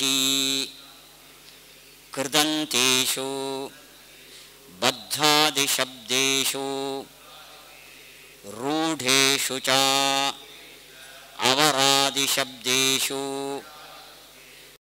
ಕಥಂ ಇತ್ತಂ. ನೋಡಿ ಹೆಂಗೆ ಟೀಕಾ ಪಂಕ್ತಿಯ ಸಾರ. ಇಲ್ಲಿ ಹೇಗಪ್ಪ, ಹೀಗೆ ಅಂದರು ಟೀಕಾಗಪ್ಪ. ಅದು ಅವರ ಮೂಡ್ನಲ್ಲಿ ಬರೋ ವಾಕ್ಯಗಳದು. ಆಯಿತಾ?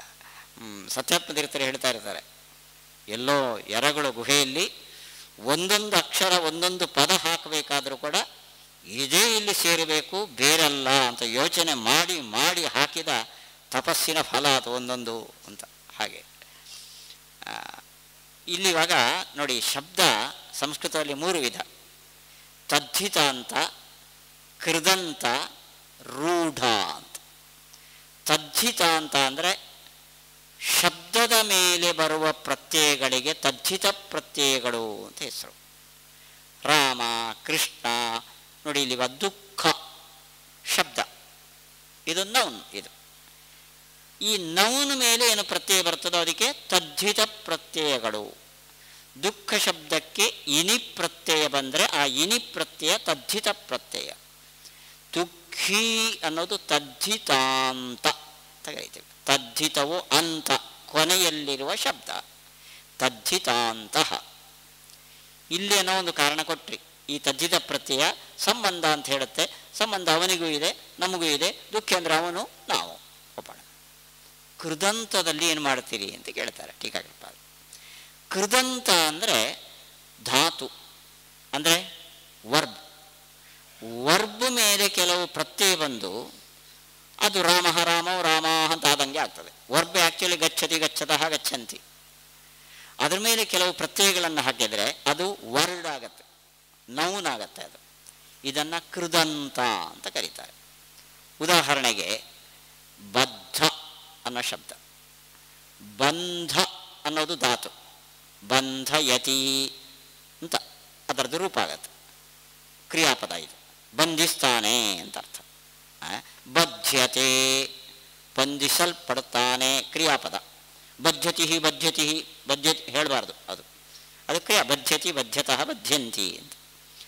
ಆ ಬಂಧ ಧಾತುವಿಗೆ ಒಂದು ಪ್ರತ್ಯಯವನ್ನು ಹಾಕಿದರೆ, ಉದಾಹರಣೆ ತ ಅನ್ನೋ ಪ್ರತ್ಯಯವನ್ನು ಹಾಕಿದರೆ ಬದ್ಧ ಅಂತ ರೂಪ ಆಗುತ್ತೆ. ಇದನ್ನು ನಡೆಸೋಬೋದು. ಬದ್ಧ ಬದ್ಧವು ಬದ್ಧಾ ಇದನ್ನು ಕೃದಂತ ಶಬ್ದಗಳು ಅಂತ ಕರೀತಾರೆ. ಅಲ್ಲಿ ನೋಡಿ ಇನಿ ಪ್ರತ್ಯಯ ಸಂಬಂಧ ಅನ್ನೋ ಅರ್ಥದಲ್ಲಿ ಬಂತು. ಇಲ್ಲಿ ಕೃತ್ ಪ್ರತ್ಯಯ, ಇದು ತ ಅನ್ನೋ ಪ್ರತ್ಯಯ. ಅದಕ್ಕೇನು ಅಂದರೆ ಬಂಧ ಕರ್ತೃ ಅಂತ ಅರ್ಥ. ಬಂಧನ ಯಾರ ಎಲ್ಲಿ ಇದೆಯೋ ಅವನು ಅಂತ ಅರ್ಥ. ಇದನ್ನು ಹ್ಯಾಕೆ ಕೊಡಿಸ್ತೀರಿ ಟೀಕಾಚಾರ್ಯ ಕೇಳಿದ. ಇನ್ನು ಕೃತ್ತಲ್ಲ ತದ್ವಿತನೂ ಅಲ್ಲ,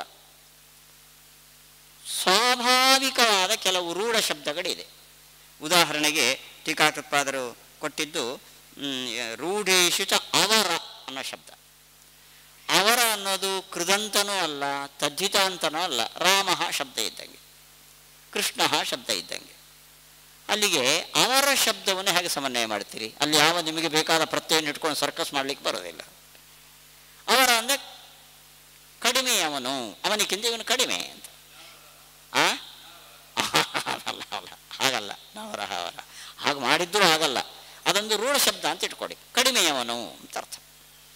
ಅಲ್ಲಿಗೆ ತದ್ಧಿತಾಂತವನ್ನು ದುಃಖಿ ಅನ್ನೋದನ್ನು ಏನೋ ಒಂದು ನಿಮ್ಮ ಬುದ್ಧಿವಂತಿಕೆಯಿಂದ ಕೂಡಿಸಿರಿ ಭಗವಂತರಲ್ಲಿ. ಕೃದಂತವನ್ನು ರೂಢ ಶಬ್ದಗಳನ್ನು ಪರಮಾತ್ಮನಲ್ಲಿ ಹೇಗೆ ಮಾಡ್ತೀರಿ, ಹೇಗೆ ಕೂಡಿಸ್ತೀರಿ? ಇತ್ತಂ ಹೀಗೆ ಕೂಡಿಸ್ತೀವಿ ನೋಡ್ರಿ ಅಂದರು ಟೀಕಾ. ಹೇಗೆ ಅಂದರೆ ಬದ್ಧ ಶಬ್ದಸ್ಯ ಬಂಧಂ ಪ್ರತಿ ಕರ್ಮತ್ವಂ ಪ್ರವೃತ್ತಿ ನಿಮಿತ್ತಂ ತತ್ ಯಸ್ಯ ಅಸ್ತಿ ತತ್ರ ಸಶಬ್ದೋ ವರ್ತತೆ ಯಸ್ಯಾಸ್ತೀತಿ ಚ ಸಂಬಂಧ ಮಾತ್ರಂ ಉಚ್ಯತೆ ಸಂಬಂಧ ವಿಶೇಷೇ ಪ್ರಮಾಣಾಭಾವಾತ್. ಬದ್ಧ ಎಂಬಲ್ಲಿ ಬಂಧ ಅನ್ನೋದು ಧಾತು, ತ ಅನ್ನೋದು ಪ್ರತ್ಯಯ. ಆ ಪ್ರತ್ಯಯ ಯಾವ ಅರ್ಥದಲ್ಲಿ ಬಂದಿದೆ ಅಂದರೆ ಕರ್ಮಾರ್ಥದಲ್ಲಿ ಬಂದಿದೆ. ಬಂಧನಕ್ಕೆ ಕರ್ಮನಾದವನು. ನೀವು ಕರ್ಮ ಅಂದರೆ ನಿಮ್ಮ ಆಡುಭಾಷೆಯ ಕರ್ಮ ತಗೊಳ್ಬೇಡ್ರಿ. ಬಂಧನ ಮಾಡುವವನು ಬಂಧನಕ್ಕೆ ಕರ್ತೃ, ಬಂಧನಕ್ಕೆ ಒಳಗಾಗುವವರು ಬಂಧನಕ್ಕೆ ಕರ್ಮರು. ಹಾಗಾದರೆ ಬದ್ಧ ಎಂಬ ಲಿಕ್ತ ಪ್ರತ್ಯಯ ಏನು ಹೇಳುತ್ತದೆ? ಬಂಧನ ಕರ್ಮ. ಕರ್ಮ ಅಂದರೆ ಕರ್ಮತ್ವ ಉಳ್ಳವನು ಕರ್ಮ. ಮನುಷ್ಯ ಅಂದರೆ ಮನುಷ್ಯತ್ವ ಉಳ್ಳವನು. ಪ್ರಾಣಿ ಅಂದರೆ ಪ್ರಾಣಿತ್ವ ಉಳ್ಳದ್ದು. ಕರ್ಮ ಅಂದರೆ ಕರ್ಮತ್ವ ಉಳ್ಳವನು. ಕರ್ಮತ್ವ ನಮ್ಮಲ್ಲೂ ಇದೆ, ದೇವರಲ್ಲೂ ಇದೆ. ಅವನು ಆ ಬಂಧನ ಬರುವಂತೆ ಮಾಡಿದ್ರಿಂದ ಬಂಧನ ಕರ್ಮತ್ವ ಉಳ್ಳವನು. ಆ ಕರ್ಮತ್ವವು ನಮ್ಮಲ್ಲಿ ಬರುವಂತೆ ಮಾಡಿದ್ರಿಂದ ನಾವು ಬಂಧನಕ್ಕೆ ಆಶ್ರಯರಾದ್ರಿಂದ ನಾವು ಬದ್ಧರು. ಹೀಗೆ ಕರ್ಮತ್ವದ ಸಂಬಂಧ ಸ್ಪೆಸಿಫಿಕ್ಕಾಗಿ ಹೇಳಲಿಲ್ಲ ಗ್ರಾಮರು. ಆ ಬಂಧನ ಕರ್ಮತ್ವದ ಸಂಬಂಧ ಯಾರಿಗಿದೆಯೋ ಅವರೆಲ್ಲರೂ ಬದ್ಧರು. ಅದರ ಸಂಬಂಧ ದೇವರಿಗೂ ಇದೆ, ನಮಗೂ ಇದೆ. ಆ ಕರ್ಮತ್ವವನ್ನು ಕೊಡೋದ್ರಿಂದ ಬಂಧನ ಕರ್ಮತ್ವ ಅವನಿಗೆ ಸಂಬಂಧಪಟ್ಟಿದೆ, ತಗೊಳ್ಳೋದ್ರಿಂದ ಬಂಧನ ಕರ್ಮತ್ವ ನಮಗೆ ಸಂಬಂಧಪಟ್ಟಿದೆ ಅಂತ ಅರ್ಥ ಆಯಿತಾ. ಅಲ್ಲಿಗೆ ಕೃದಂತ ಮುಗೀತು. ಏವಂ ಕಾರಕಾಂತರವಾಚಿಷ್ವಪಿ ದ್ರಷ್ಟವ್ಯಂ. ಇಲ್ಲಿ ಕರ್ಮಕಾರಕ, ಬದ್ಧ ಎಂಬುದು ಕರ್ಮತ್ವವನ್ನು ಹೇಳ್ತಾ ಇದೆ. ಕರ್ತೃಕಾರಕ ಇದೆಲ್ಲರೂ ಕೂಡ ಇದೇ ಥಿಯರಿ ಇಟ್ಟುಕೊಳ್ಳಿ. ಅವರಾದಿ ಶಬ್ದ ಅಪಿ ಅವರತ್ವಾದಿ ನಿಮಿತ್ತಾಧೀನ ಪ್ರವೃತ್ತಯಃ ಏವಮೇವ ಯೋಜ್ಯಾಃ. ಅವರ ಯಾರನ್ನು ಕರಿತೇವೆ? ಯಾರಲ್ಲಿ ಅವರತ್ವ ಇದೆಯೋ ಅವರನ್ನು ಅವರ ಅಂತ ಕರೀತೇವೆ. ಪ್ರವೃತ್ತಿ ನಿಮಿತ್ತ ಅಂತ ಕರೀತಾರೆ. ಪ್ರವೃತ್ತಿ ಅಂದರೆ ಪ್ರಯೋಗ. ಒಂದು ಶಬ್ದವನ್ನು ಪ್ರಯೋಗ ಮಾಡಲಿಕ್ಕೆ ಒಂದು ನಿಮಿತ್ತ ಇರ್ತದೆ. ಇವಾಗ ಘಟ ಅನ್ನೋ ಶಬ್ದವನ್ನು ಇದರಲ್ಲಿ ಪ್ರಯೋಗ ಮಾಡ್ತೀರಾ? ಮಾಡಲ್ಲ. ಯಾಕೆ? ಅದನ್ನು ಪ್ರಯೋಗ ಮಾಡಲಿಕ್ಕೆ ಒಂದು ನಿಮಿತ್ತ ಇದೆ, ಕಾಸ್. ಏನು ನಿಮಿತ್ತ? ಅದರ ಆಕಾರ ಹೀಗೆ ಇರಬೇಕು. ಕಂಬುಗ್ರೀವಾದಿ ಮತ್ವ ಅಂತ ಹೇಳ್ತೇವೆ, ಅಲ್ಲಿ ಪ್ರಯೋಗ ಮಾಡ್ತೇವೆ, ಅದು ನಿಮಿತ್ತ.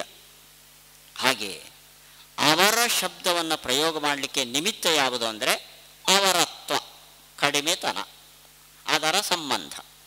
ಅದರ ಸಂಬಂಧ ನಮಗೂ ಇದೆ ಅವರರಾದ್ದು, ಪರಮಾತ್ಮನಿಗೂ ಇದೆ. ನಮಗೆ ನಾವು ಅವರತ್ವ ಉಳ್ಳವರು ಸಂಬಂಧ, ಪರಮಾತ್ಮನಿಗೆ ಅವರತ್ವ ಕೊಟ್ಟವನು, ಅಲ್ಲಿಗೆ ಓನರ್ಶಿಪ್ ಅವನಲ್ಲಿದೆ, ಅವನು ಪಡ್ಕೊಂಡವ್ರು ನಾವು, ಇಬ್ಬರಿಗೂ ಸಂಬಂಧ ಇದೆ. ಅವರ ಶಬ್ದನೂ ಅವನಲ್ಲಿ ಬಂತು. ಕಿಂಚ ಪ್ರಾತಿಪದಿಕಾತ್ ಧಾತ್ವರ್ಥೇ ಇತಿ ಣ್ಯಂತೇಭ್ಯಃ ಪಚಾದ್ಯಚಿ ವಿಹಿತೆ ಸುಲಭೈವ ಅವರಾದಿ ಶಬ್ದ ಪ್ರವೃತ್ತಿ. ಇದು ಸ್ವಲ್ಪ ಗ್ರಾಮೆಟಿಕಲ್. ಇದು ಅವರ ಅಂದರೆ ಮತ್ತೊಬ್ಬರಿಗಿಂತ ಕಡಿಮೆ ಅಂತ ಅರ್ಥ, ಅಥವಾ ಮತ್ತೊಬ್ಬರಿಗಿಂತ ಕಡಿಮೆಯರನ್ನಾಗಿ ಮಾಡಿದವನು ಅನ್ನೋ ಅರ್ಥನೂ ಇದೆ. ಅದಕ್ಕೆ ಯಾರವನು?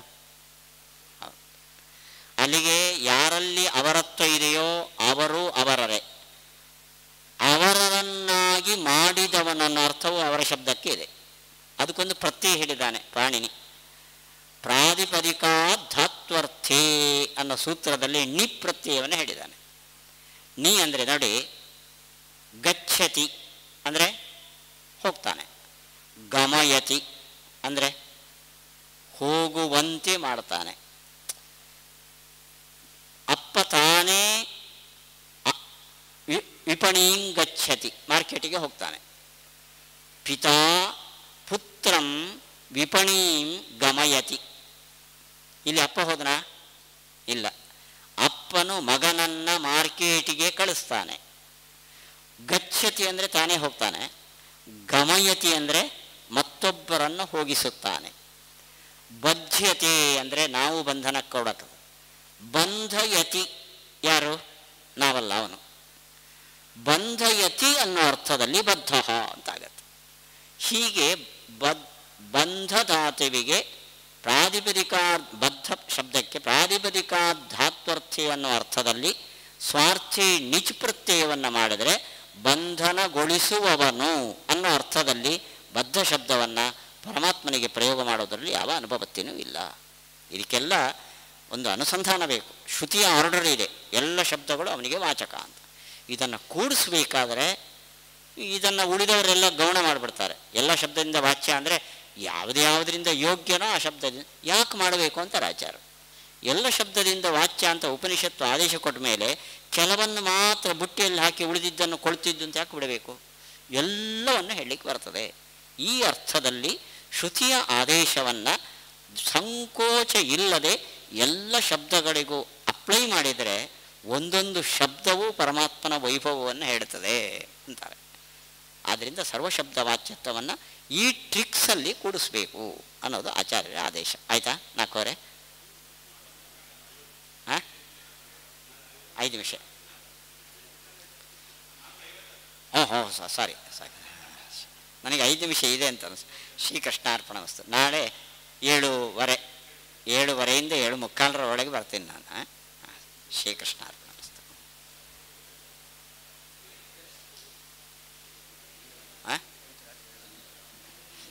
ಇವತ್ತು ರಾತ್ರಿ ಸಾಕೇನು, ನನಗೆ ಬೇರೆ ಪಾಠ